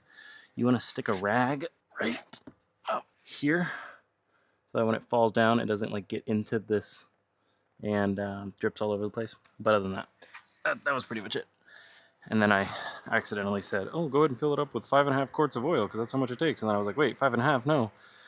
I don't work at Quick Lube or Take 5 or Valvoline or any of those places. It's 4.5. So yeah, we're gonna put the car down, start it, check it out, and probably put some extra power steering fluid in the pump because it's definitely gonna need it. That's pretty much it. That's how you do a power steering pump, lower control arms, ball joints, and outer tie rod on a 2006 Honda Element. Thank you guys for watching. If you haven't, like, share, subscribe. See you in the next video. All right, what's going on, you guys? Welcome back to another episode. Today we're working on a 2005 Honda Element. We're going to be doing the valve cover gasket. I already did all the motor mounts. You guys remember this was upside down. The ground wasn't attached. We did rear, side, and front motor mounts as well as the transmission mount, so that's all good to go. I didn't think it was going to be too exciting, so I didn't record those. It was. The rear one was so bad. Generally the worst I've ever seen. So we're going to do this valve cover gasket and see what's going on with this clear silicone here. Got cherry limeade today. is the best flavor, in my opinion. All right, you know it's bad when I've got the torch out. Okay, please don't tip over. Oh, I'm working on like a 30-degree incline, by the way, so that's super fun. Love that. Not really. Anyways, so these are in the wrong spots. These are in the wrong spots. These are in the wrong spots. That's not the right one. It's also not tight. All right, so here's a problem. This belongs on one of these, which means this one has the wrong one in it, which means that's gonna snap when I go to take it off or put it back on. Because some people are just allergic to attention to detail, I guess, man. I actually don't know how this is working because it's not even lighting up. So, see that? See how they're different? Pay attention, you guys. Attention to detail. Free. You can just do it. Like you can just pay attention. It's crazy. Dude, no wonder it's leaking oil. Look, it's not even adhering. They literally used clear silicone. They literally used clear silicone. That's I have no words.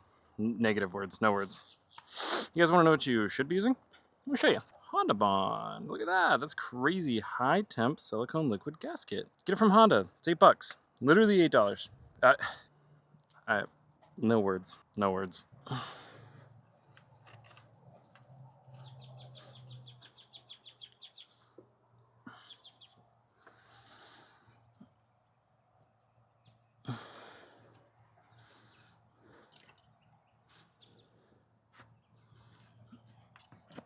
There's marks all over this.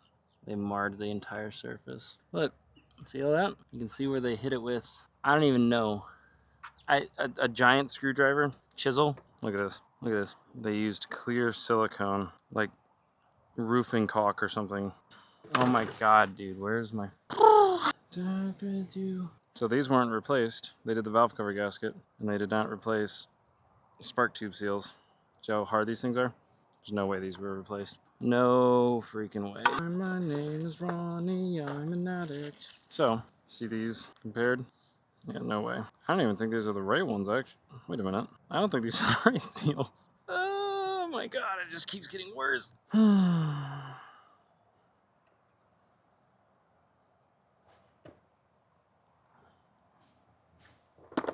going straight to it. Where is my lube?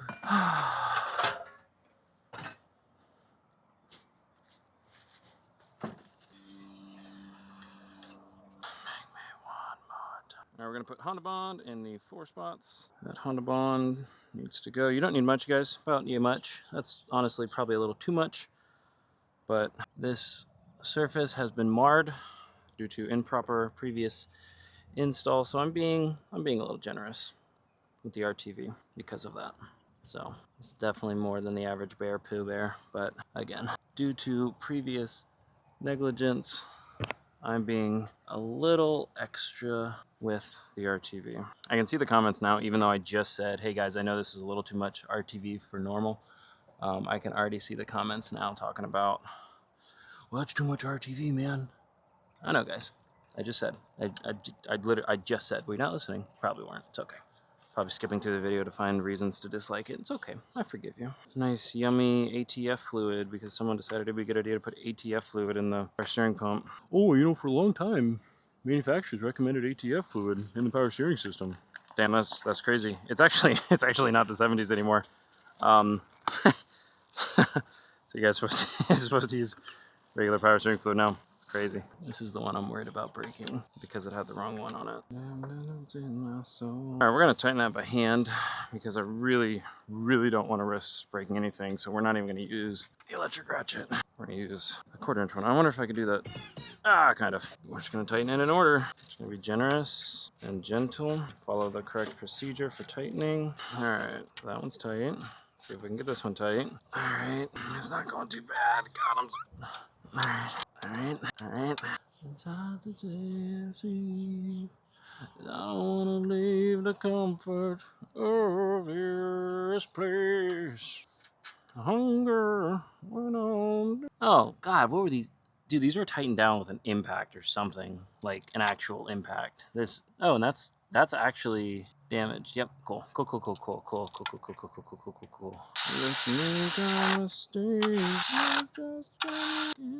Alright, she also wants me to check out the screen on the VTech solenoid assembly, which she claims was OEM, replaced with OEM. I don't think it was, just judging from the other work I've seen here. So before we throw all of this all the way back together, we're going to give that RTV some time to dry, but we're going to take off the VTech solenoid assembly there on the back. If you have one of these swivel head ratchets, these things pay for themselves after doing this job one time, so highly recommend. We're also doing the front screen on this one, I forgot, so take off this belt real quick like. Oops, oh, come on, don't be like that. Oh my god, dude. I can actually feel the tensioner tightening, which is really bad, because you should not feel it tightening when you actuate it. That means it's not tight, like at all. So the more I discover about this particular element, based on the people that worked on it previously, the less I like it. Let me rephrase that. The less I like the previous people that worked on it. Everything, every single bolt on this is stripped. Literally every single one. Oh, look. That's not the right bolt. No words. No, negative words, in fact. Just no words. I hate power steering fluid. So, like, I don't know, just everything gets on it. Oh, yeah. Way over tightened. Imagine that. And I don't have a ratchet out. Oh, come on. Oh, yeah. Hear that? Toast. Friggin' toasty. Gone. Front oil screen off here. Ooh. Very shashi. Oh my god, that's like in there. I'd like to point out the last time I did this, I cut my finger like super bad. Oh my god. Good gravy, baby. Oh yeah, that'll do it. Good god, look at how thick that oil is, dude.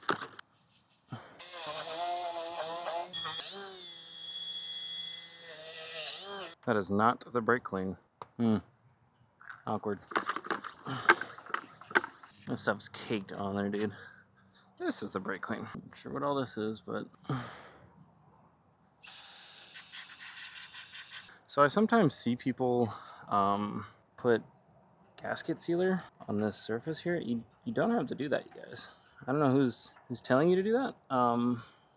You don't have to do that. I promise. As long as you got a good gasket on there and you don't destroy it by torquing it down to the force of 10 million suns, I promise it'll be okay.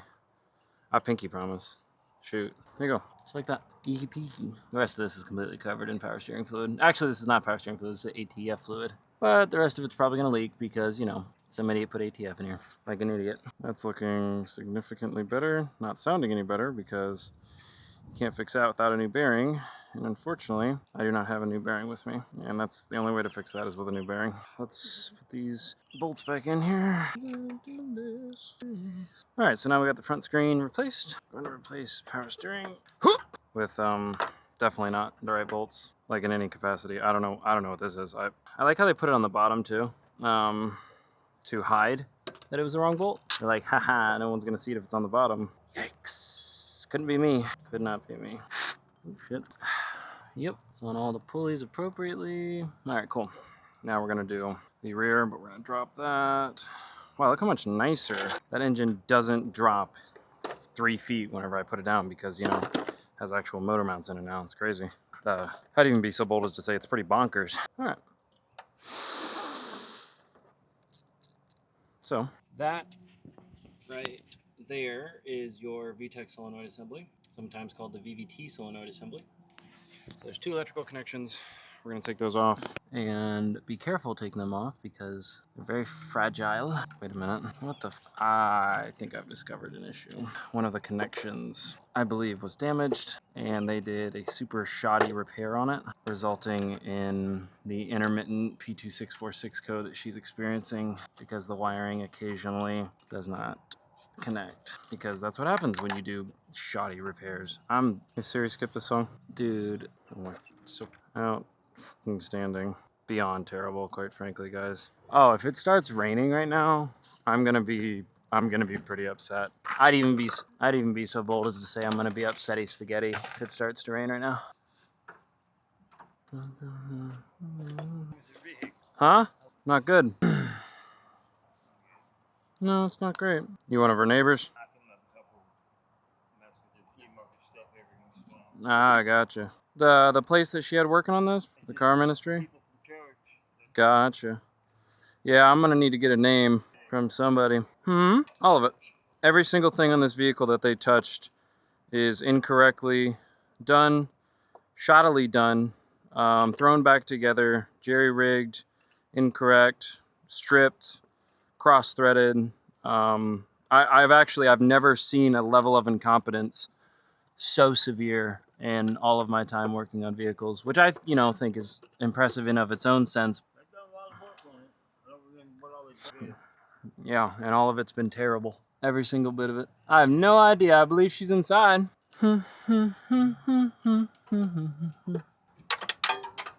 Oopsie.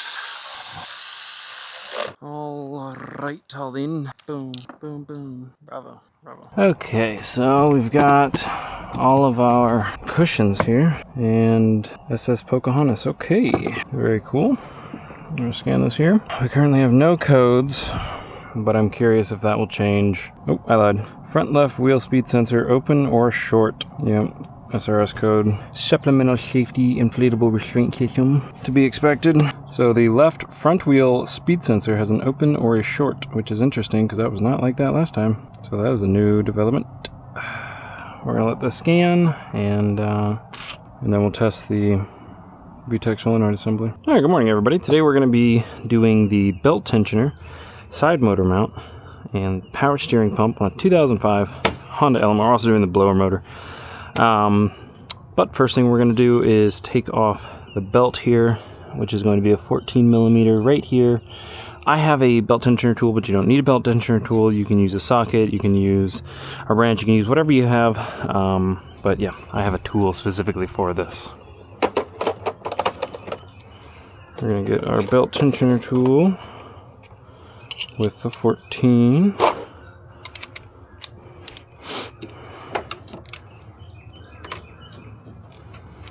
And then you're going to be pulling it down towards yourself. See that? And we're just going to slip this off here. And with that, we're going to release the tension. There we go. All right, we're going to take off the power steering pump first. We're not going to disconnect the lines quite yet because I'm not ready to do that. That'll be the last thing we do, but we have a 12 here, and there's a 12 underneath. I can show you guys on the new one here. So it's situated in here just like this. So you have a 12 here and a 12 here. So it'll be like directly underneath the pulley there. And this is a pulley that I fully refurbished and rebuilt myself from an old video of mine, which is pretty gnarly. Alrighty, let's grab our 12 and our ratchet. And then we're going to break all these free. And then we're going to... This one's kind of blind, so it might be kind of hard for you to find. But that's about where it is, if that helps at all. I don't know. I've done this a bunch, so it's not too bad for me. And then I like to take the bottom one off first, so that I know where it is. Alright, pull this off. Set this to the side, just like so. And that gives us access to our belt tensioner. Before we take off the belt tensioner, we want to lift and support the engine just a wee bit because we want to take off this side motor mount. And the reason we're taking off the side motor mount is because, and again, I'll show you guys on the new, here we go. This is the part number for the belt tensioner. There's only a couple things on Honda Element that have to be OEM. This is one of them. Has to be an OEM belt tensioner. The aftermarkets do not work. Don't try, don't bother. And of course, I know I'm going to get people in the comments that are like, I've been having an aftermarket belt tensioner for 38 years and it's been fine. That's great, man. I'm happy to hear it. Anyways, you can have a 12 here, here, here, here, here, here, here, here, and here. No, really, it's 1, 2, 3. So that third one down there, see that? That's what we have to get to. But you can get to it without removing this motor mount, but it's so much easier if you just remove the motor mount, guys, I promise. So, we're going to gently support the engine. And the way that we're going to do that is we're going to put a block of wood in between our jack and the oil pan. And it looks like somebody has already done this and did not brace it because there's a dent right there in the oil pan, which is peculiar. Also looks like they have one of those quick connect oil things, so we want to avoid that. Obviously we don't want to hit that, so that's very peculiar. Okay. Alright, so watch here. We just want to lift the engine up just enough to remove, see that? Just enough to remove that tension. That was like, I don't know, 4 half pumps. So we're going to take off the ground. And then we need our 14ths.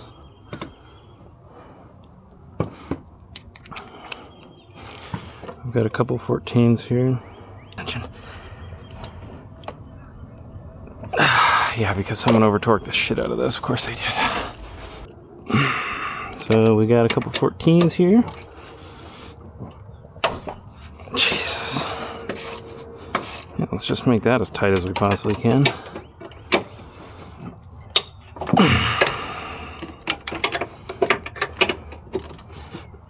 Torque spec? Never heard of her. Ridiculous.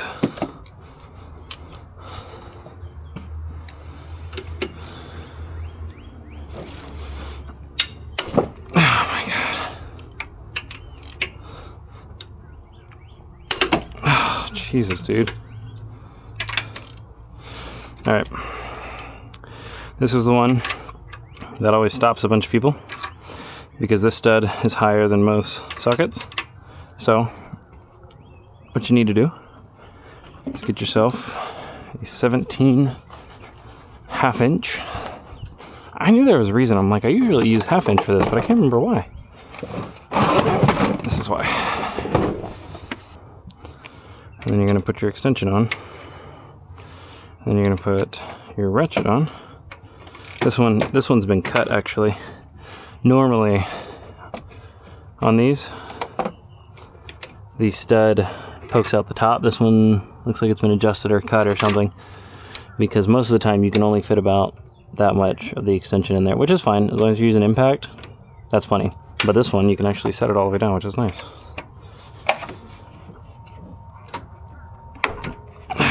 Break it free. So now that we have that out, we can take this out. This is right side up. Do not flip it like this. If I see it like this, I'm going to be pissed. Just like that, guys. Alright, now we've got some 14s down there. We're going to use the egregiously oversized extension to get this, which is about to break because that's not tight.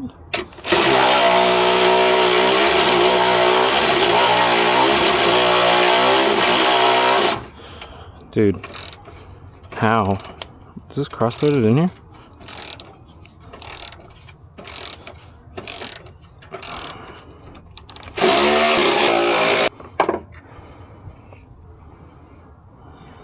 Yep. Oh yeah. Alright. Here's the new side motor mount. Here's the part number for it. 50821-SCV-A02. And that's going to go right in, just like that. We're going to make sure that fits first. Yep, it fits. It's good to go. And that's what it looks like. So we're going to leave that to the side right now. We're going to take off this belt tensioner, which is causing problems. We're going to go back to our 12. And then we've got a 12 here. Gonna break that. We got one right here. Break that. And then this one again is kind of blind, but it's about there. Ooh, come on. There we are. And then we're gonna take it out with the electric ratchet.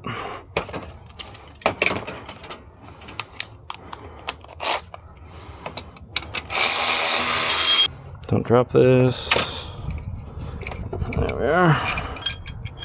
Remember how you took it out? Just like that, it's kind of hard to mess up. Hear that? Yeah, that bearing is toast.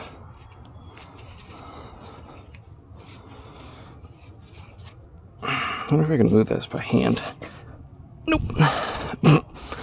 Alright, here's our new one. And if you listen, you don't hear anything. That's what it's supposed to be. Alright. So, grab this. Slide it in like so. And then this one, like the hole's kind of hard to line up, so what I like to do is put the other two in first. Start a couple threads like that. I can feel it grabbing. Same thing here. Put this one in. This is the main one.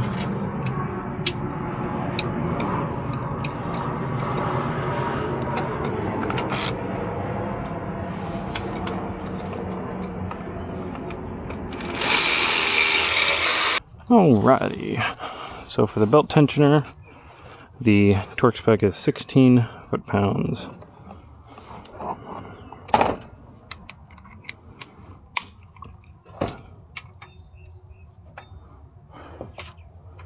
Come on. I don't like the reading I'm getting on that.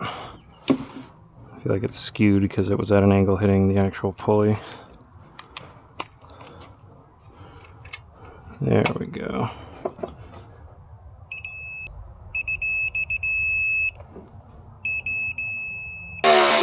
Alright, so these ones are 59 Newton meters.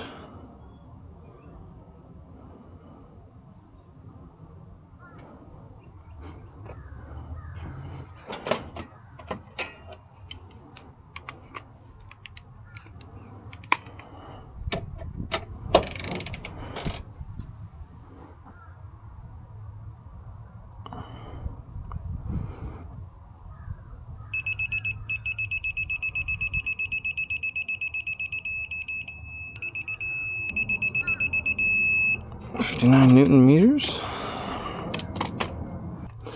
All right, and then we're taking these to 83 Newton meters, and this one to 74 Newton meters, or 74 Newton meters. My bad. Tighten this down. Pretty easy peasy lemon squeezy. Where's the paint? There it is. There's technically a torque spec for the ground.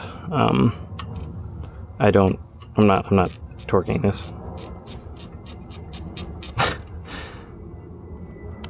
That's German spec, which is Guten tight. Dusty. Alright, here's the blower motor. Clip, screw, screw, screw. It's actually not a Phillips. I don't know how you guys can see it, but it's not a Phillips. It's actually a security star bit, which I have a special tool for. Yep.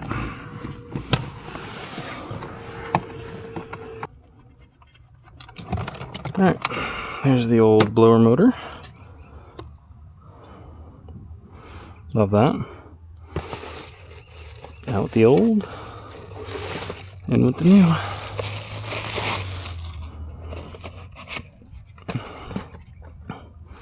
It's kind of hard to mess this up.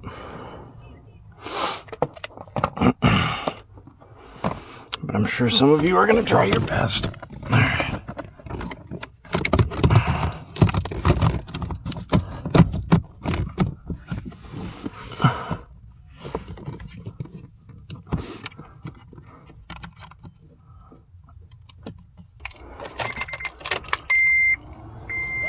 Check the AC first. Oh yeah. Very nice. And there we are. I forgot to put the cap back on so it sprinkled a little bit. But yeah, my new power steering pump didn't work. I don't know why. Oh well. Put the old one back on, new mount, new tensioner. Everything sounds like it should. So we're gonna close it up, go from there. I don't really know what happened there. I don't know why my rebuilt pump didn't work as intended. So I'm gonna have to tear it all back down, try again. But yeah, thank you guys for watching. That was how to do a blower motor, remove power steering pump just to replace it again with the old one, and side motor mount, belt tensioner on a 2005 Honda Element. If you guys like this, like, share, and subscribe, and we'll see you guys in the next video. Alrighty, good morning everybody. Today we're going to be working on a 2004 Honda Element. As you guys can see, we're going to be doing strut assemblies. So we need to take off the outer tie rod, the 2 bolts that connect there. Those are going to be 19s, and then we're also going to be doing the 14s right there. First thing we need to do is get that wheel off, and I forgot to grab the lug nut socket. Let's grab that real quick. There we go.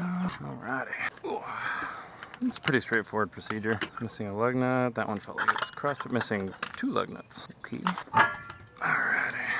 Front brakes soon. So we've got 19s here, and then that should also be a 19, but it looks like it might be a 17. I don't know. We'll see. Pretty straightforward. Oh, we also need the 10 and the 12. Shoot.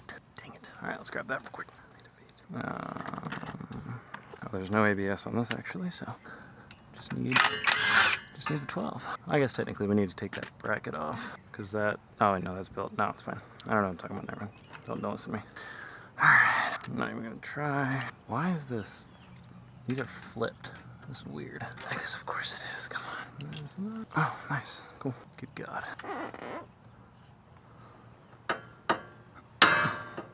Oh yeah. Inner and outer tie rods are freaking Gonski's guy. Aftermarket, which means they are 15s, not 14s.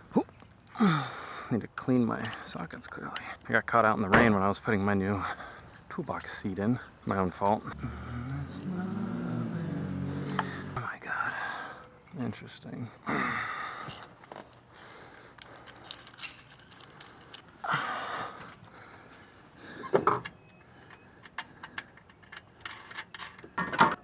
Were these lower control arms down recently? I feel like they were. I don't know, maybe not. This is the frustrating part of this job. This is really aggravating.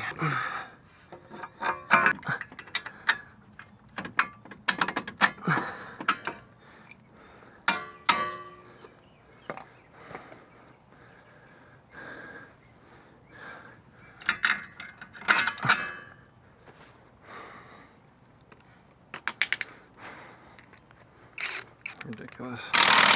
Oh, Jesus. 14 or 15 on the new ones? Yeah, 14.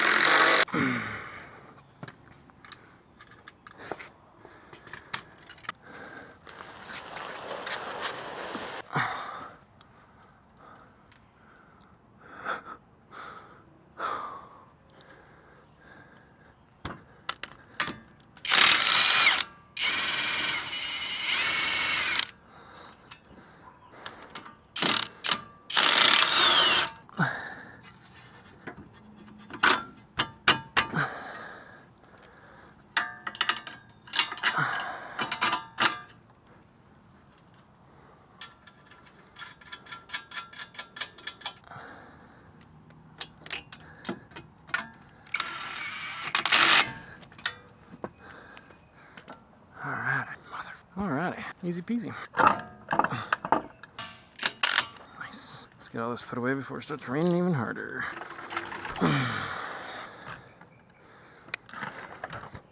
Alrighty guys, and that's how you do the strut assemblies on the 2004 Honda Element. And this one wasn't too bad. It was definitely cracking around this top hat here, but this one wasn't too bad. This driver one though, as you guys can see, was completely disconnected and was not safe at all to be operating. So this one doesn't even look original. They don't even look like the same ride height, honestly, now that I'm looking at them side by side. I don't think this one, yeah, this one's not original. This one's original, you can see the part number right there. If this one was original, it would have part numbers right here, and it doesn't. That is peculiar. Yeah, and they're definitely not the same height. Look at that. I mean, not by much, but probably about an inch or two difference, which some would consider very large. Just saying. Just being a wee bit cheeky there, guys. If you guys like this content, like, share, and subscribe. We're really close to getting monetized, and I would love to be able to get monetized so that I can work on cars for people and not have to charge them, because sometimes people just need a little help, you know? I see, you know, Ty the Car Guy down in Orlando do it, and obviously Matt, everyone knows Matt, and it's really inspirational to me, and I'd love to be able to do that for people. I don't think I'd be able to do it for everyone, unfortunately, but, you know, sometimes people just need a little help, so. If you guys like this video, like, share, subscribe. Make sure to leave a comment down below at a time when you got a repair that you needed the help and people were willing to work with you. I'd love to hear your stories. Until next time, you guys, change your oil. All right, good morning, everybody. Today we're working on a 2005 Honda Element, and we're dealing with the front knuckles. So as you guys can see, I already did one side, and this is what we're working with, okay? These knuckles, very, very worn, very rusty, starting to see structural damage here, flaking off, all kinds of stuff. So not the best thing you want to see. Wheel bearings are also starting to make noise, can't imagine why, and ball joints leave much to be desired. So we've got these brand new knuckles here that I pulled off of a car at the junkyard. Alrighty, so here is the Honda Element. Oh good, the knuckles are still here. I saw the front end taken apart. So these are what we're looking for. These front spindles here, looks like someone did most of the work for us already, so that's pretty nice. We need to get these rotors off, the calipers off, ball joints, lower control arms, sway bar links, all that jazz. All we need are just the knuckles themselves. So there's the front one, and then it looks like, yeah, this lug nut's still on, but looks like we got two front knuckles. So let's go ahead and grab those, and maybe even the rear ones. We'll see.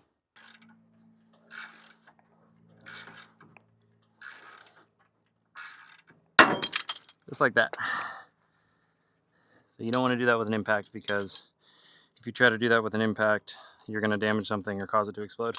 Most of the time I see people use these tools and they fail and they say they're crap and they don't work and all this, that, and the other. It's because they're not using them properly. They're using them with an impact and it causes it to fail explosively like that, which results in damage and all kinds of stuff, or maybe even injury. So don't get injured. Be smart about it. Take your time, use a ratchet.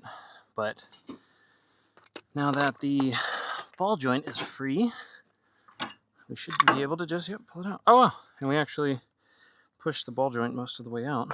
So we have our front knuckle. This is for a Honda Element, so works out well.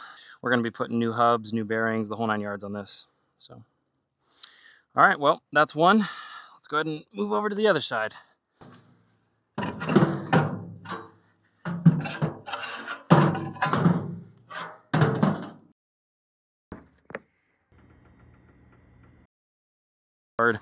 Completely refurbished, sandblasted, cleaned, powder coated, pressed in new hubs and a bearing. So he is good to go. He is spanking, he's rocking. We're ready to get going. If you guys are interested in any services like this, I do full restorations. Like I said, here's the before, and of course here's the after. If you guys are interested in full restorations like this, or parts or sourcing or anything like that, give me a call, reach out to me, let me know. I offer special pricings for my clients, but I do ship all over the country. So get you taken care of so that you don't have to deal with this.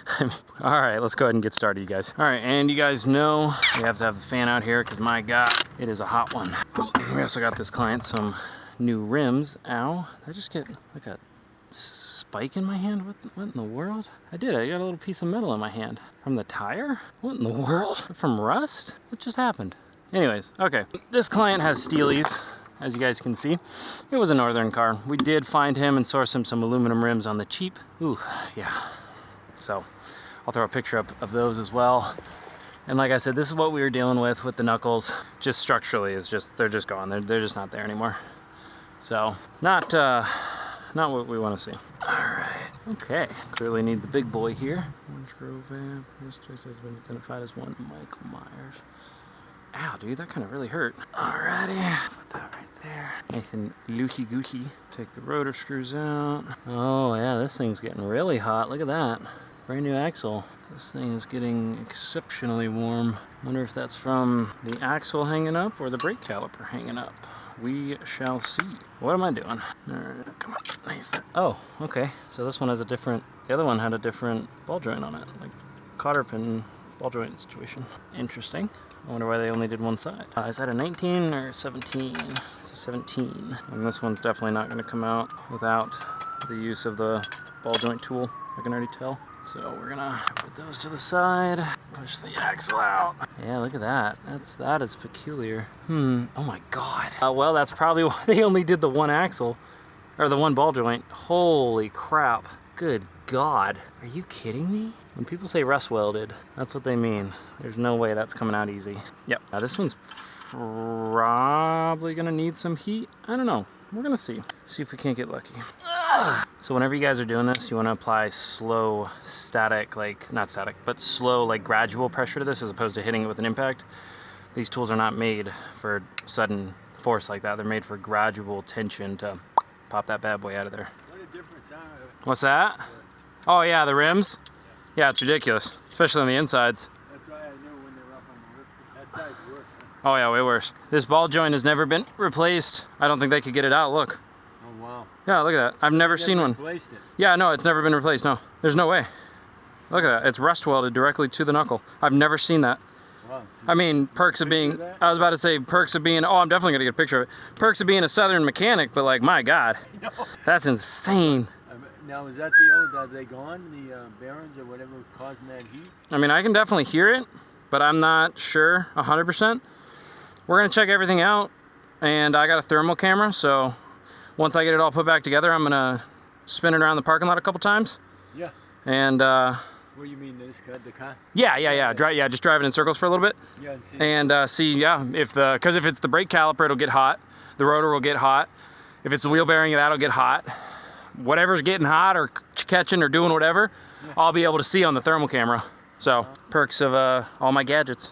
And that's a lot of, I see that a lot with like element parts, because a lot of the element parts are finite resources. They're not making them anymore. And people know that, so they charge extraordinary prices for these things. It drives me up a wall. Yeah, exactly. Exactly. That's exactly what it is. Price gouging. That's exactly right. And it drives me up a wall, because I want to see people enjoy these cars. I want to see people enjoy their vehicles and be able to safely drive them and operate them and get the parts that they want without spending freaking $1 billion. I don't know. It's, back in the 60s, oh yeah. they had Ronald Reagan, the same thing. Yeah, I think so. Oh God. Tell you what, it is, lugs. It wouldn't hurt. Wouldn't hurt. Right? I can get Oh yeah. I mean, you don't have to get OEM. You just you get them from anywhere, really. Yeah. I would not recommend getting locking lug nuts. Yeah, that's probably, you didn't raise your prices, and that's why you're so busy. Well, yeah, exactly. And that's, people always ask me how I can't, oh, why don't you charge for diagnostics? Because I think it's dumb, and I don't have to. It's almost like charging for an estimate of a job. Yeah, exactly. So I don't feel the need for it, and I think it's dumb to, like, I honestly, it kind of boils back to the emergency situation. Like, if someone's car isn't working and they need that car to get to work or to pick up their kids from school or do whatever, I'm not gonna sit here and go, I'm not gonna tell you what's wrong with it until you pay me. What? That's stupid. What do I do with the darn nut? Oh, geez, it's already on it. Yeah, I just want to think of Oh yeah. my son, Ryan. Yeah, I was about to say, I took pictures of all this. I'm gonna be putting it up on Facebook. I'm making a video of it for YouTube and whatnot, because it's so rare to be able to show off the new parts like this. Hey, Ron. All right, you guys, and as you guys can see, looking much better, much better. Sick. We're gonna tighten this down to 181 foot-pounds. The axle nuts on Honda Elements are 181 foot-pounds. All right, there it is. So we've got our digital torque wrench, 181 foot-pounds. All right, we're getting close. Nice. Oh my gosh. It's literally the only thing I have that big 1/2 inch torque wrench for. All right, or notch this. Oh, come on. There we are. Leave a little gap for the next guy to come in here and right up under there. All right, so now we just need to put the rotor screws and caliper back on. Now, one thing I am noticing is the pads don't look like they're wearing evenly. You see that? So I want to check these slide pins, figure out exactly what's going on this. Don't have to do this, but I like to do it. Makes it easier for the next guy, which again, should be you, unless you've done something wrong. You absolute walnut. Please subscribe.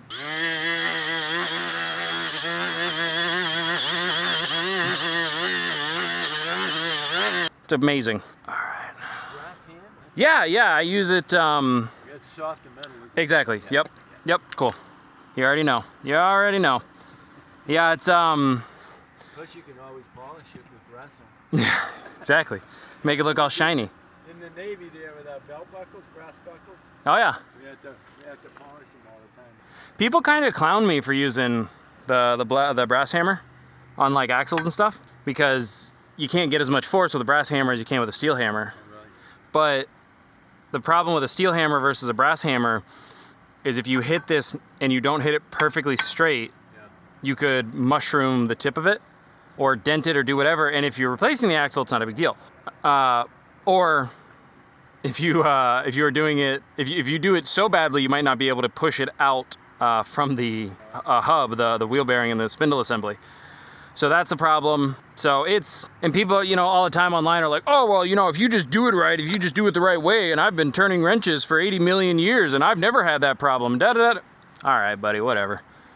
Everyone's got their own way of doing it. I'm not saying you got to do it my way. I'm just telling you how I do it. People get so upset online when I post videos. I don't do face. Oh my goodness, they get.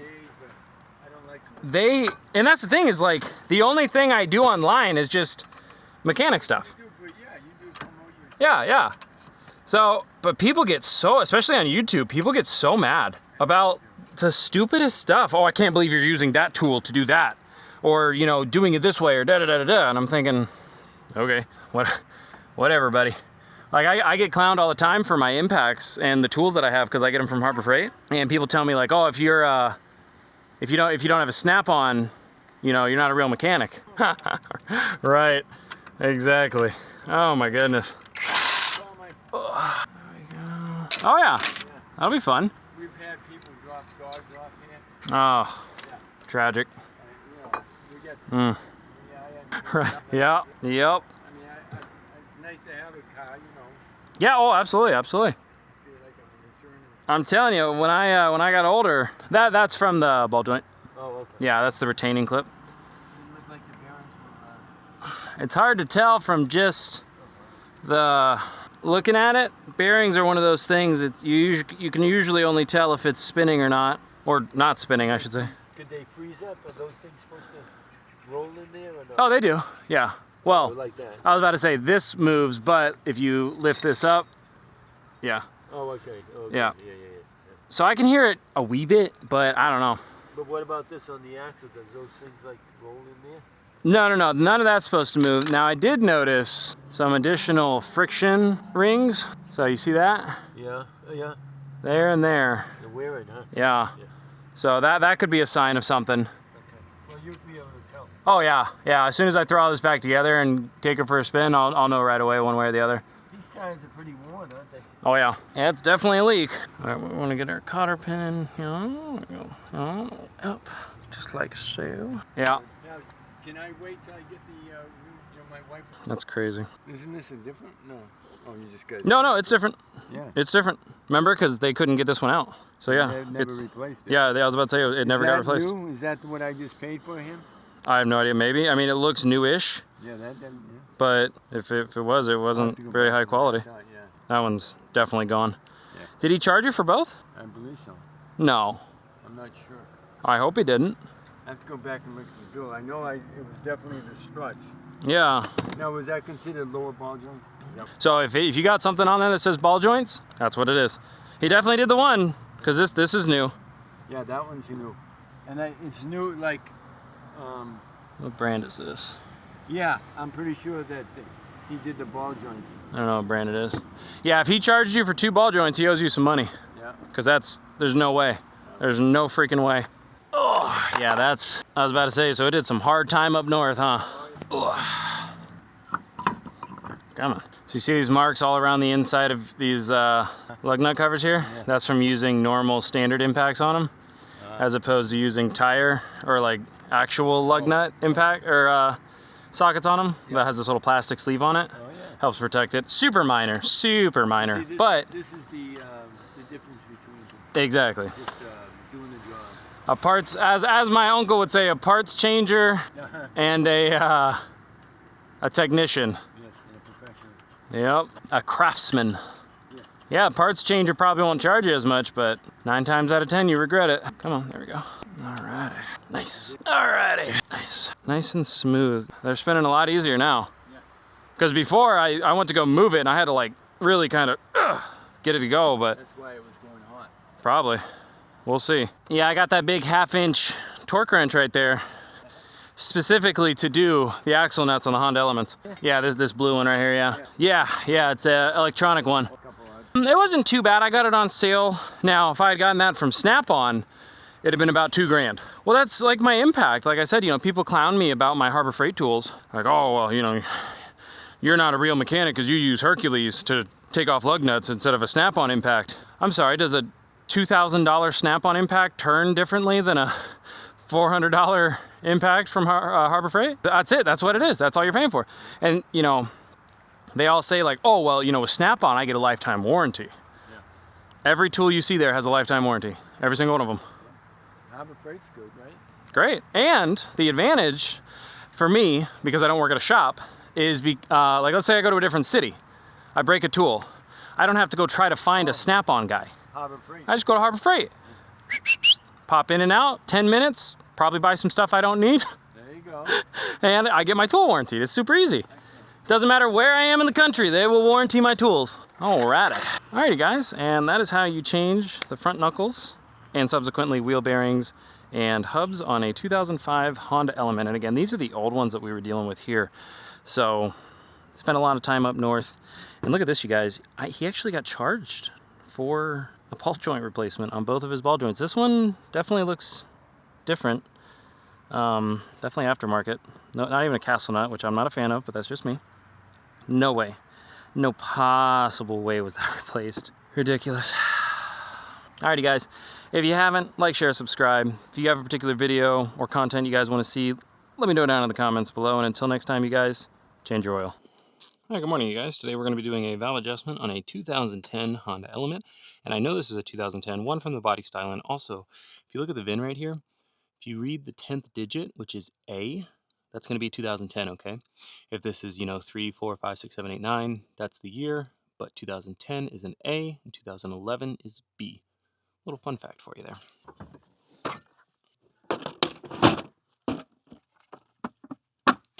So, we're going to need our gauges. 10mm extension, screwdriver, and a new valve cover gasket, of course. Let's go ahead and get our clamp ready to hold the valve cover gasket. Or, I'm sorry, the valve cover.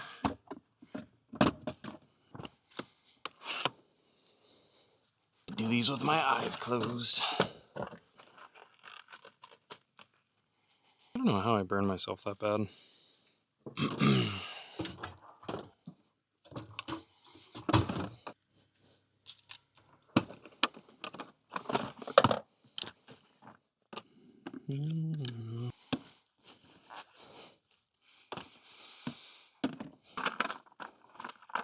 So first thing we're going to do is pop off this power steering hose. We're going to remove these two right here, and then also this one, move it out of the way. I've got a plug kit there, make sure no fluid spills. And then we'll go around and pop all these off by hand before taking them off with the electric ratchet. So we're just going to loosen all these.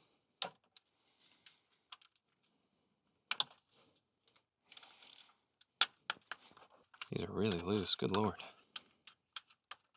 And we've got one more right there, and then two more right here.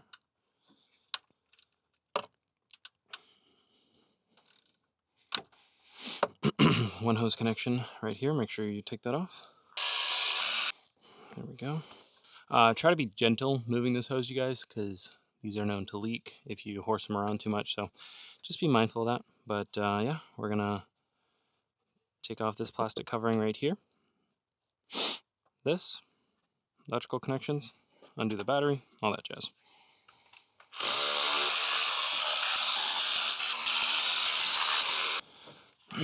And one of the things I like to do whenever I'm doing these is whenever you have the coil pack, you know, wire harness thing, I like to take this hose off right here. Not because it has anything to do with the valve adjustment, but because if you remove it, you can tuck this right behind here, and that gives you just a little bit more room to work with. There you go. And then I put that back on there. I used to fold it off, but now I put it back on here, so that way I have a reminder. So when I go to move this, I'm like, oh yeah, I need to put this back. Just little things. And then just notate, you know, which spark plug, or I'm sorry, which coil pack is which. Oh my God. Ooh. Yeah, these seals definitely need to be replaced. Okay, not too bad. Spark plug kit. This extension and a 14, I'm sorry, a 16, excuse me. All right, we're gonna break all the spark plugs loose by hand first. Oh, okay, very loose. I think I see oil around the interior of the spark tube seals. Well, that one's a little harder. Just want to do this until it gets nice and pliant, easy to pull off, no resistance.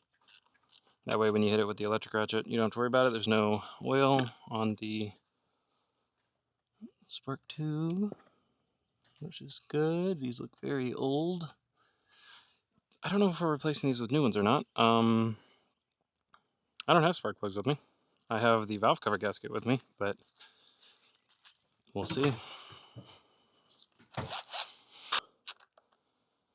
Yeah, these are Denzos. Not a huge fan of these. Don't smell bad. Definitely used though. If we need to reuse these, we will. Of course, we will recommend replacements. Okay, so now that you have all that out, all you have to do is pop off these little grommets here, and then the whole thing should lift right off. Not super jazzed about this one, just given the age of it. I don't know how well it's going to come off, but we'll see. All right.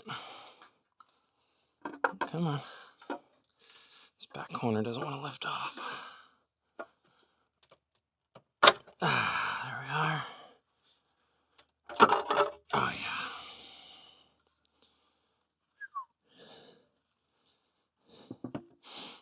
Yeah, some of these have actually started to fracture and break off. That's not great. Because there's really only one place for that stuff to go. And it's nowhere we want it.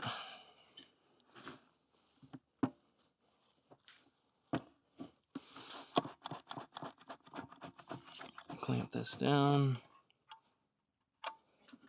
There we go. All right, check out this motor.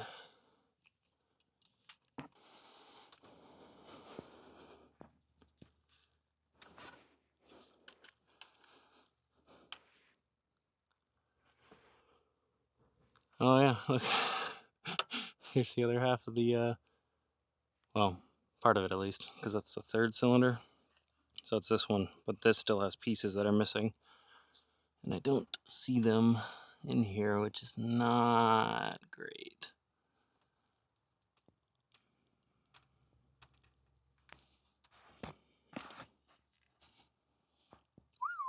Yeah. Jeez. We're gonna retouch power steering because if we rotate the engine with without the power steering on, it'll just pump a bunch of fluid out, and then you'll have a big puddle of fluid under your car, and you'll be wondering what the hell's going on. But I want to clean up this mating surface first. No, you know, I think I'll do the valve adjustment, then I'll clean up the mating surface. Well, no, because I don't want to knock anything in there. I'll just go ahead and do it now. Alrighty guys, we're gonna get started on the valve adjustment right now. The biggest thing you wanna make sure is you get top dead center on 1. The firing order for these K24A8s is 1, 3, 4, 2. So we wanna put 1 at top dead center. I'll show you guys how to find the marks here, and we'll go from there.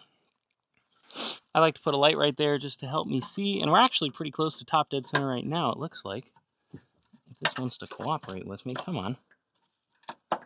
I do this all the time. There we go. Nope. Really? We want to find the 2 little notches. There's one right there, and then there will be one further down, and we want to make sure those are even, and that is TDC, top dead center, TDC, on cylinder 1.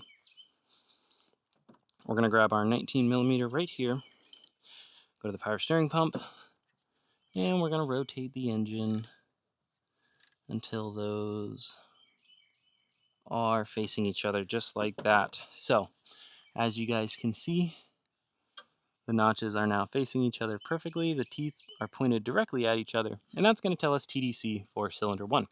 We're going to go ahead and get started on the valve adjustment. I'm estimating that the intakes aren't going to be too bad, but the exhaust side over here is going to be pretty tight. So the intake is 0.008 millimeter to 0.010 millimeters. And then the exhaust is going to be 0.011 millimeter to 0.013 millimeter. So pretty straightforward, pretty easy. So we have 8, 10, 13, 11, 9. There we go. All right, so we have 8, 9, 10. So now that we have TDC on cylinder 1, we're just going to slide this right down here at an angle. Feel that. Feels pretty good, pretty loose, which for 8 millimeter is what we want. I like to shoot for the middle on the valves. That one feels a little tighter, dragging. So that one's definitely tighter than the other one. We're going to put a 9 mil in there. Check that out.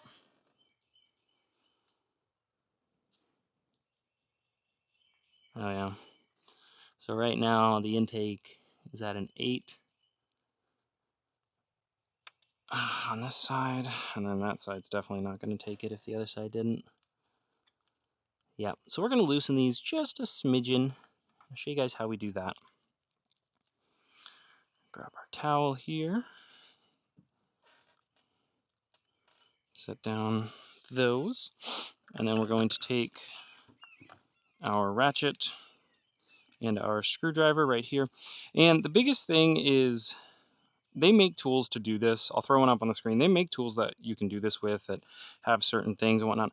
I don't like doing it that way. That's just my personal preference. It's 100% up to you what you decide you want to do. But what we're going to do is we're going to kind of remember where this is. So it's at about, 12-ish. And we're going to break this loose. Oop, come on. Just like that. And you guys can see that. See how it turned? Keep that in mind, okay? And then we're going to take our screwdriver and we're going to back it off just a smidge. And then we're going to tighten it back down. And when we tighten it back down, you see how it went way past where it was before? This is the downside to using this particular tool, okay? So we want to get it loose.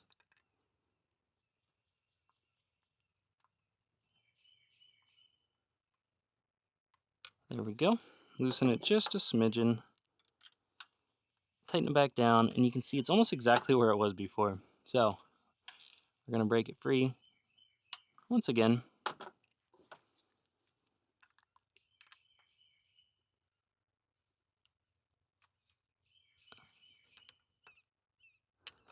That is way too adjusted. There we go. We're going to tighten it back down. There we go. So that's probably too much of an adjustment, quite frankly. You got to think of how small of a gap we're dealing with here. And we're going to put our 8 mil in there. That feels really good. I'm going to put the 9.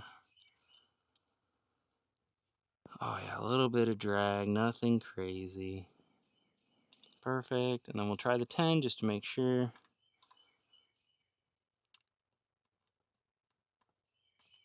Yeah. 10 goes in just a little more, so I'm going to tighten it just a skosh more, which is kind of what I thought. You do not have to adjust these things a country mile, I promise. So we're going to try our 10 now. Yeah, I can't get the 10 in there. Perfect. 9. Once we get the angle correct and don't apply upward pressure. Might be a little too tight now. Oh no, there it goes.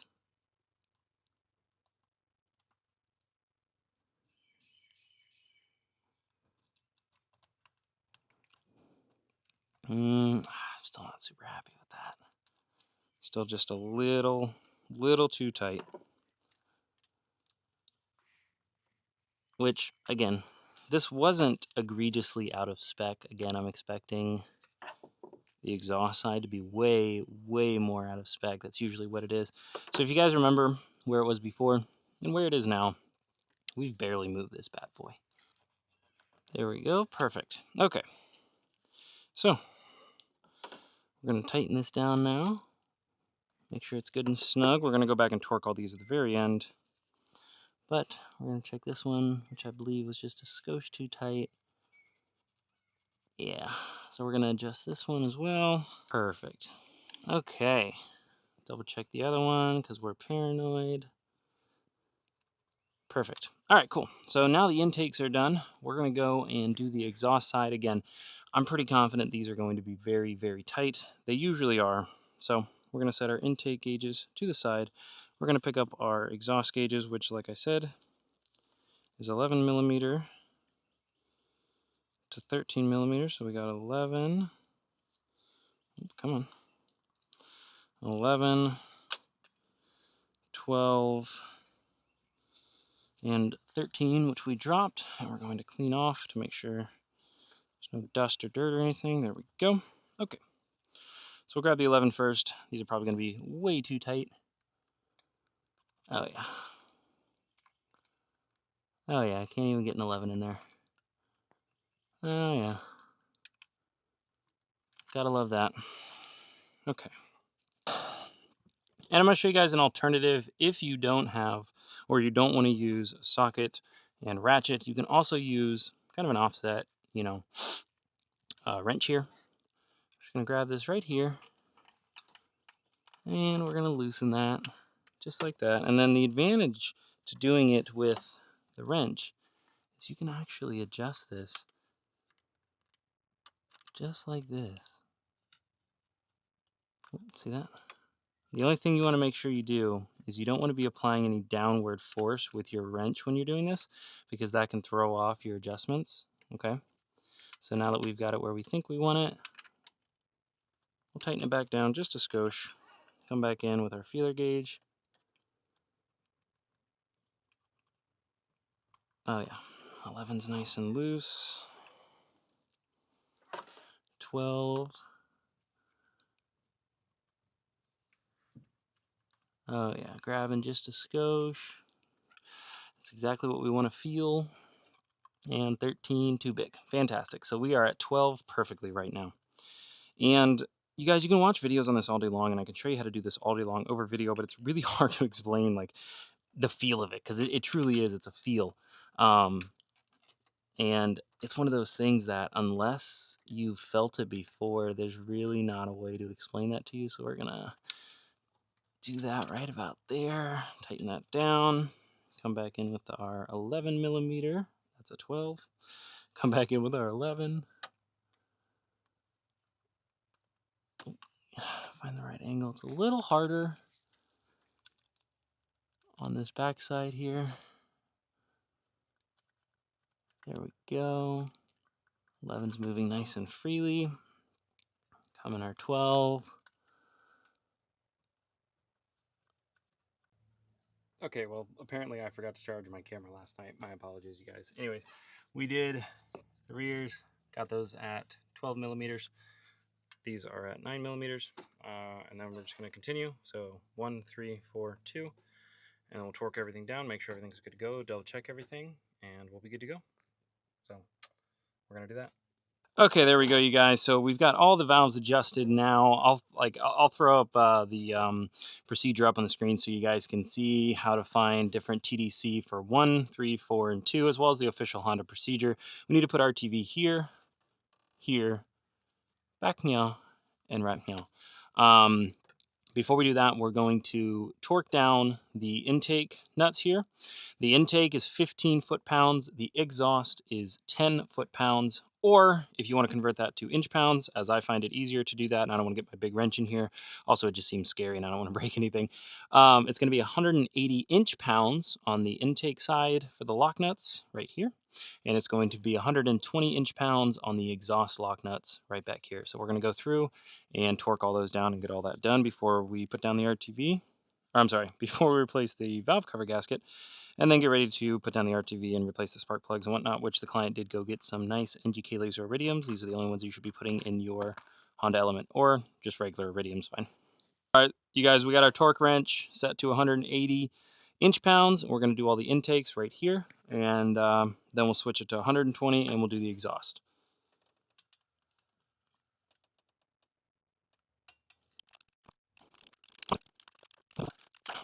So that's all the intakes. We're going to switch it to 120 and do the exhaust. All right, you guys, we got the torque wrench set to 120. We're going to do the exhaust side now.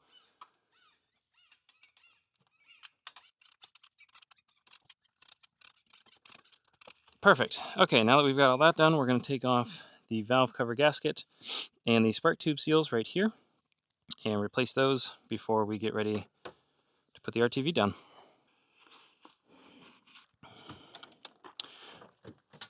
Okay, guys, so we're going to put our seals in, and I see a lot of people do this wrong. They put the seal in upside down, but they need to go in like that. But first thing we're going to do is we're going to lubricate the outside of them ever so slightly with some multi-purpose synthetic grease. Drive them all in just like that. And then we're going to put the RTV down, throw it on, tighten it in the correct sequence, and we'll go from there. Alrighty, guys, we're going to get some oil-resistant Permatex here. Oh, come on. And we're going to put it in the 4 corners that Honda recommends for the procedure.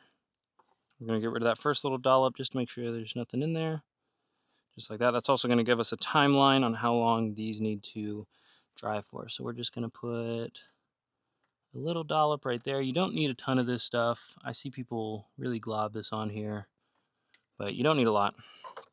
A little in the corners right here. And back here as well. This one's kind of the hardest to get to. Also, if any oil pools back there in the midst of you doing all of this, just like it has, make sure you wipe that up or else it's not going to adhere properly. And we don't want that. There we go. Nice and dry and clean. And just push that out of the way a little bit.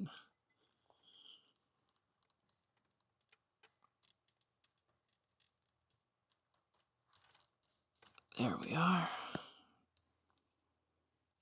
Flatten that out with our fingers a little bit. Perfect. And we'll take this off.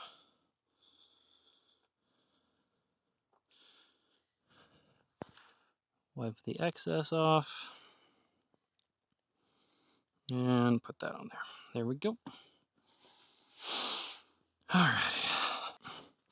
Alrighty, guys, so now that we have the RTV on, we're going to grab our valve cover gasket and put it on here.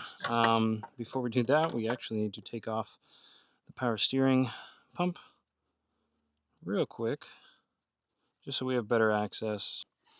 And then we're going to grab this, make sure the valve cover is seated appropriately. When we put it down, we're going to move this out the way. There we go. And boom. Just like that. And then we can put our high pressure power steering hose back on, being mindful not to pinch the O-ring. Resecure it with the two 10mm bolts, and then we're going to put the spark plugs back in, the new ones at least. The new spark plugs back in, and then I'll show you the correct order to tighten this down, because like I said, there is an actual order to this. A lot of people don't know that, but there is an actual order to this.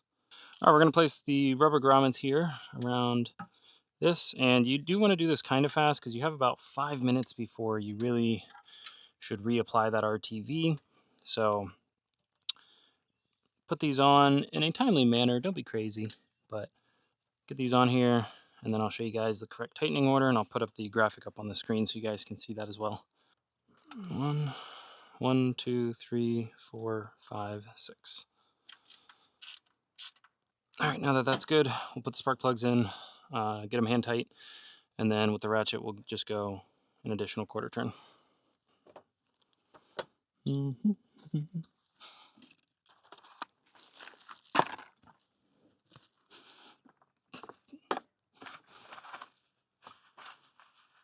Good morning, everybody. Today we are working on a 2006 Honda Element. We're going to be doing a valve adjustment, valve cover, spark plugs, and radiator today. The radiator, as you guys can see, is leaking at the pinch welds at the top. Not uncommon, especially given the age of the vehicle, so we're going to get that knocked out. First thing we're going to want to do is take off the battery.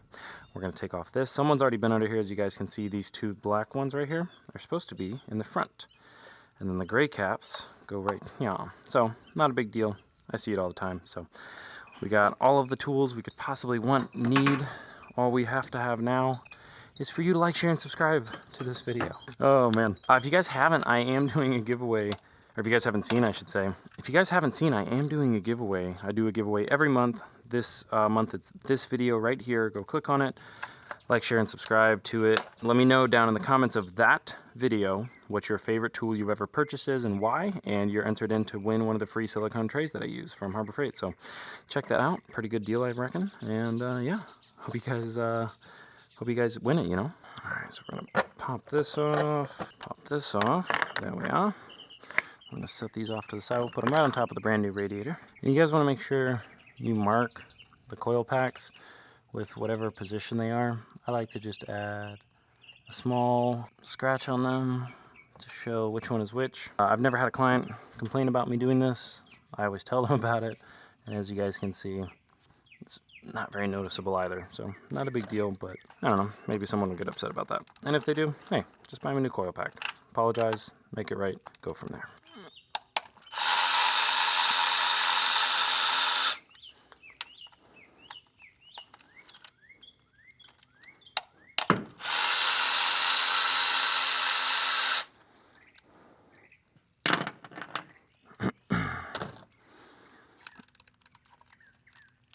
Oh, come on. Oh, yep, dusty. Not bad. I'm getting a little bit of seepage there. See that oil? That is the spark tube seal right there. Very common for those to leak or seep. Yeah, see that? Yeah.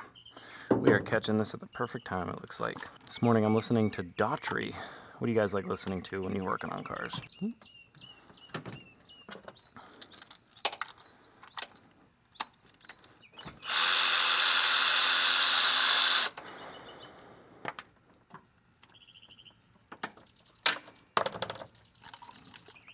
Alright, we're going to go through and we're going to break all these free by hand because I don't like hitting things with the electric ratchet right off the cuff. That's just me.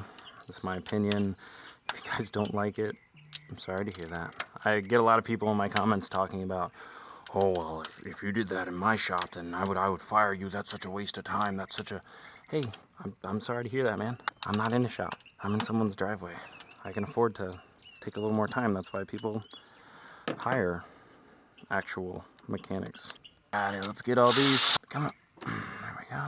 These ones always like to pop off. One thing I want to point out to you guys, the caps for the valve cover studs are not the same for the plastic cover. You guys see that? See how they're just a wee bit different? One's taller than the other. Not a massive deal, but one is deeper than the other. So you can actually stretch these, cause them to break if you use the bigger ones the next time you go to put it back on. Just saying. Make sure you keep those separate. Make sure you pay attention. I see that a lot. Alright, so now that we've got all those off, we want to remove the high pressure power steering hose. We're going to set that off to the side real quick. Helps us pull the actual valve cover off here, but I need to get my trim removal tool so I can pop these off, and then we'll worry about that. Why is that in there? What the hell? Yes, I dreamt of you too. Handy dandy trim tool. Where'd that go? Oh, nice. Ooh. We're gonna break this free, maybe. Good heavens. Yeah, there we go. Now that we've got that ready to go, we're gonna set a towel right here for the little bit of power steering fluid that's gonna come out of this hose. Break it free. And we're gonna wanna do this quick so that we don't waste a bunch of power steering fluid. So what I'm gonna do here is I'm gonna pull this up and off, and then I'm gonna pull this real quick, real fast. You guys ready? All right, wiggle this out. 1, 2, 3. There we are, just like that. Pop that right back in there. Perfect, easy peasy, lemon squeaky. There we go. All right, looking pretty good, I reckon. You can see where it's been leaking oil out the back there from the old gasket. Doesn't look like this has ever been done, I don't think. Maybe it has, but I'm not sold, I don't know. All right, cool. Oh, the 19, dang it. Over dramatic. All right, I'm gonna take the old spark plugs out. Denso spark plugs. All right, we're gonna set this off to the side for now. We'll deal with that in a minute.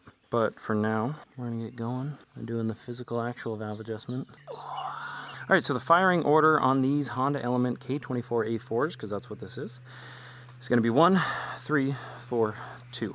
To be fair, it's the same for the K24A8 as well. So first thing we're gonna do is want to find top dead center on cylinder 1, which will be notated by 2 dots. Or, I'm sorry, 2 notches. There's one here, and there's one here. And we want those to be right in the middle, facing each other. So we're gonna grab our 19 here. We're gonna go right on the power steering pump, and we're just gonna cycle it around. People say, oh, you're supposed to do that on the main crankshaft pulley. You absolutely can. You absolutely can. I've never had a problem doing it this way. Everyone I know does it this way, but there we go. See those notches? We want those perfectly facing each other. So now that they're facing each other, we're gonna have top dead center on cylinder 1. Not bad, not bad, not bad, not bad. Pistons don't look that bad. And we can see the very tippy top of that. So we know that we're at top dead center on cylinder 1. Now that we've got top dead center on cylinder 1, we're gonna grab our feeler gauges. We're gonna grab 0.008 inches to 0.010 inches. And that's the tolerance for the intake side of things, which is these bad boys right here. You're gonna have 2 of them. You're gonna have 4 per cylinder. It's gonna be 2 intakes, 2 exhausts. Typically, from what I find when I do these, unless they were done incorrectly, of course, the exhausts are way tighter than the intakes, just from tightening slowly over time. So we're gonna check these out, see what they're looking at, and then we're gonna do the exhaust as well, and I've got the feeler gauges for the exhaust. So first thing I like to do is start with the smallest one, slide her in there. Yep, that feels good. Yep, okay, not bad, not bad, not bad. We're gonna go up one, we're gonna go to the 9. This is where I like to shoot for. Oh yeah, that feels good. Just a wee bit of drag, nothing crazy. Oh yeah.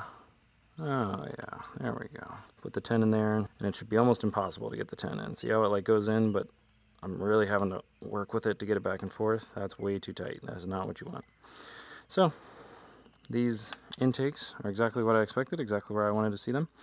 And we're gonna go around to the exhaust now, and we've got 0.011 inches to 0.013 inches. That's the tolerance for the exhaust side.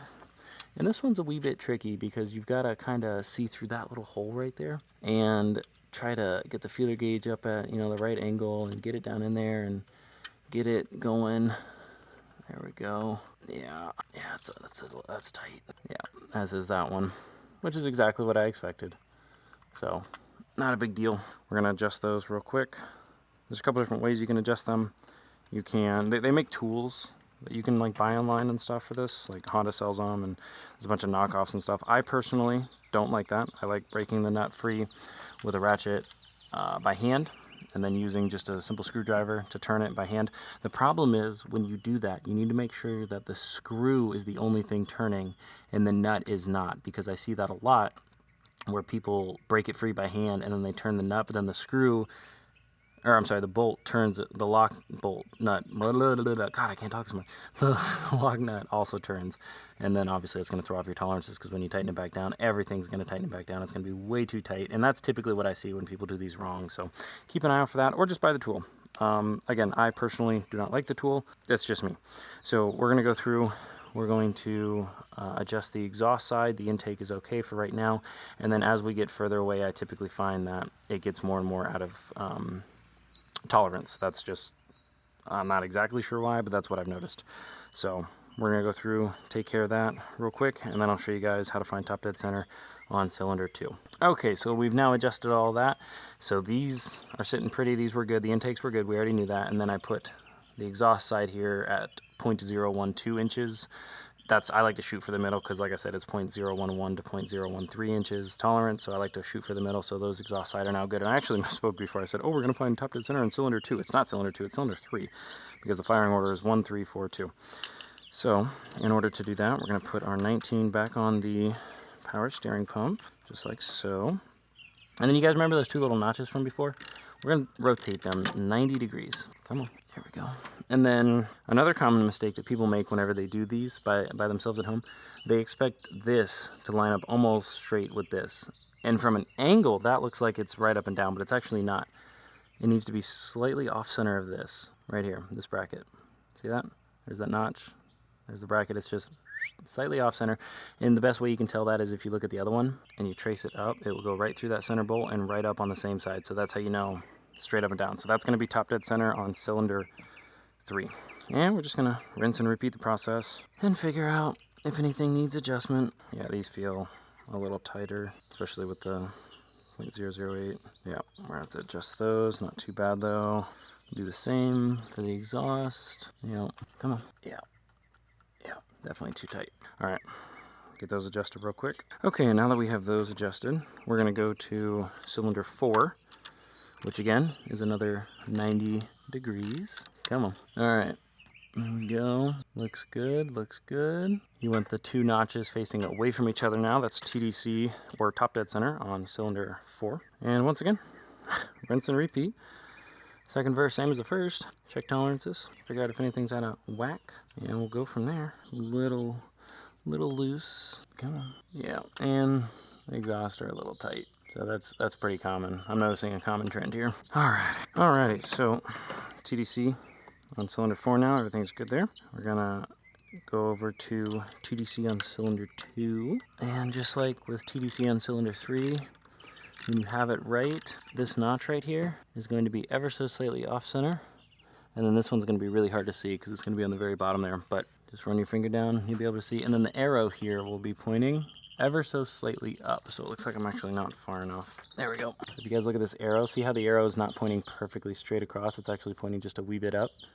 That's how you know it's TDC on cylinder 2. And of course, you can always look. I don't know how well it's going to come across on the camera, but that's TDC. I mean, I suppose if you really wanted to, you could just look at the cylinder and rotate it and figure out, you know, where it gets to the very tippy top before it goes back down. Just hold it there at the top. I don't know. I just work here, man. Yeah. Intakes are a wee bit loose, and I bet the exhausts are going to be a wee bit tight. Oh, look at that. Yeah. That is the story for today. All right. Get those adjusted real quick, and then we'll torque everything down. Alrighty, guys. So we're going to go torque these bad boys down. I have this preset because the intakes are 15 foot-pounds and the exhaust are 10 foot-pounds. So we're going to go to the 15 and we're going to torque all these down. There we go. Very nice. Oh, come on. Gotta find that. Very nice. Alright. So that is the intake side. We're going to do the exhaust side now, which is 10. There we go. Alright, very nice. So that's all been torqued down. We're going to clean up the mating surface here. Put down some Honda Bond. Replace the gaskets and this bad boy, and that's pretty much it for the valve adjustment. Pretty straightforward, I reckon, eh? So, yeah. We're gonna get this old gasket out of here. You guys can see where the oil had leaked into the valve cover gasket. Seal leak. Nope. Seal groove grommet. Shut up. Anyways, I'm gonna flip this bad boy over. Got our weed punch. We're gonna get that on the edge. Yeah, I don't like that method. I don't like the punch method. It never seems to work. It always tears everything. I don't know. I'm not a fan of that method. That's just me. I prefer, where you at? I find you get a trim tool and you just work your way around on the underside. This is not the one I usually use. I usually use a thicker one, but this one should still work. I hope. I'm gonna look real dumb if it don't. Come on. Nope, come on. Oh, this one's in there, isn't it? It's gonna give me trouble. Come on. I haven't had one give me this much trouble in a hot minute. Yeah, it's gonna give me trouble. Damn. Oh, come on. Alright, well, shame that. Ugh, it's annoying. We got them out with a combination of The trim, the punch, the hammer, and pure gut and determination. Jesus. Anyways, let's clean up the surface here. Busted my knuckles a couple times, but you're a mechanic. That's bound to happen. Alright. Oh my God. Yeah, let's get that out of there. Let's get some Honda Bond. Honda Bond. Only for my Honda Element clients. Interesting. Nice. Alrighty, we're gonna grab our gasket here. And I've been getting comments lately about Fel-Pro gaskets. I just want to let you guys know I've never personally had one fail or leak or anything like that. Fel-Pro is a soft malleable gasket. It does have to be installed correctly. If you don't install it correctly, you will have problems, but as long as you put it in correctly, torque it down in the appropriate order, you'll be totally fine. Like I said, I've never had one leak. I've never had a problem with it, but yeah, if you don't get them installed correctly, then yes, of course they're not going to work properly. That would go for anything, I guess. All right, we're just going to take our little hammer here, give it a little tap, tap, taparoo. Here we go. And we're going to grab a wee bit of silicone lubricant and lubricate the inside of the spark tube seals here so they slide down on the shaft easier. And of course, you guys, if you have a different way of doing things, or if you have a better way of doing things, let me know down in the comments below. But try to keep it civil. We're all professionals here. All right, once we have that now, we are ready for it to go back onto the engine, but we need to clean up the mating surface first and apply Honda Bond in the 4 locations. So we're going to set that off to the side. Cooperate. Thank you. We're going to get a razor, clean these bad boys off right here, here, here, and right back here. That's the 4 spots. We're going to put this up. We don't need that anymore. We're going to put this up. We don't need this anymore. Now that we've got all the old RTV off, we're going to go ahead and wipe up that surface one more time. Make sure it's nice and clean, free of oil, able and ready to receive the RTV. There we go. All right.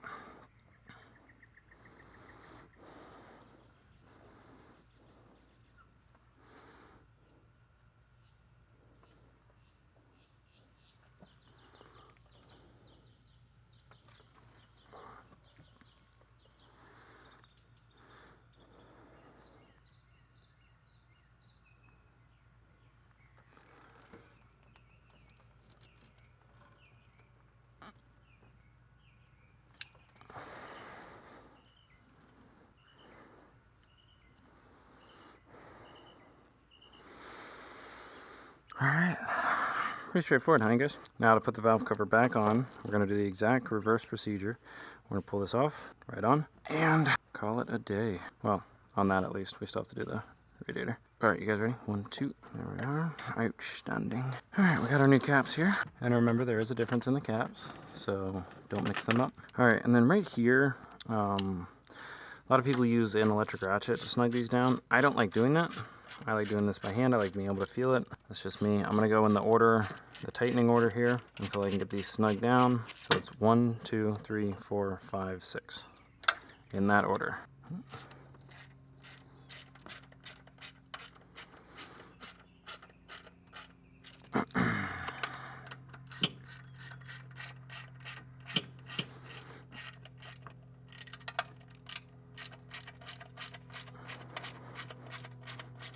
Alright, once we got them snug down, we're going to go and tighten them down. You can torque these to spec if you want to. I do not, because after heat cycling for 20 years, if you try to torque these valve cover studs to spec, you will break them. Don't do that, at least in my experience. Just get them nice and tight. Tighten them in the correct order. There is an order. And that's why I also use a 1/4 inch ratchet. There we go. Oh yeah. Oh yeah. Outstanding. Okay. When you put the Honda Bond down, you want to make sure you get everything down within, I think, 4 minutes. Curing speed. Since reaction with atmospheric moisture causes curing, the curing speed depends on the film thickness and relative humidity. At 77 degrees Fahrenheit and 50% relative humidity, the surface layer will dry in about 60 minutes and the film sets to a rubber-like consistency in 15 to 16 hours. It takes about 3 days for perfect sealing. Since curing develops from the surface, the thicker the layer, the more time it takes to cure inside. Do not apply onto copper and copper alloys in confined spaces. Thanks. I reckon we put some spark plugs in, eh, boys? It's because I'm weak. Oh, such a hard place.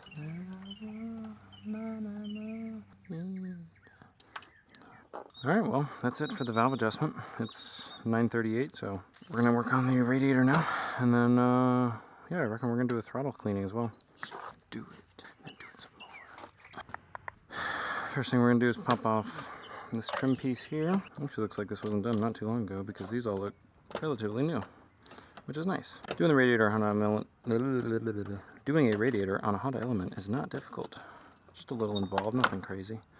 It's easier on the manuals than it is the automatics. The automatics have a intercooler for the transmission. So first thing we're gonna do is take off the reservoir. And yeah. Oh, what is going on here? The condenser is bent. That's peculiar. Very interesting. Very interesting. Anyways, we're going to drain the radiator first, and then we're going to take off the reservoir, the 2 fans, all the electrical connections. We're going to remove this center support here. This has been off before. That's weird. I don't know. There's something fishy going on, you know. And the drain for the radiator is right here. So we're going to put our little makeshift catch pan. Oh, there we go.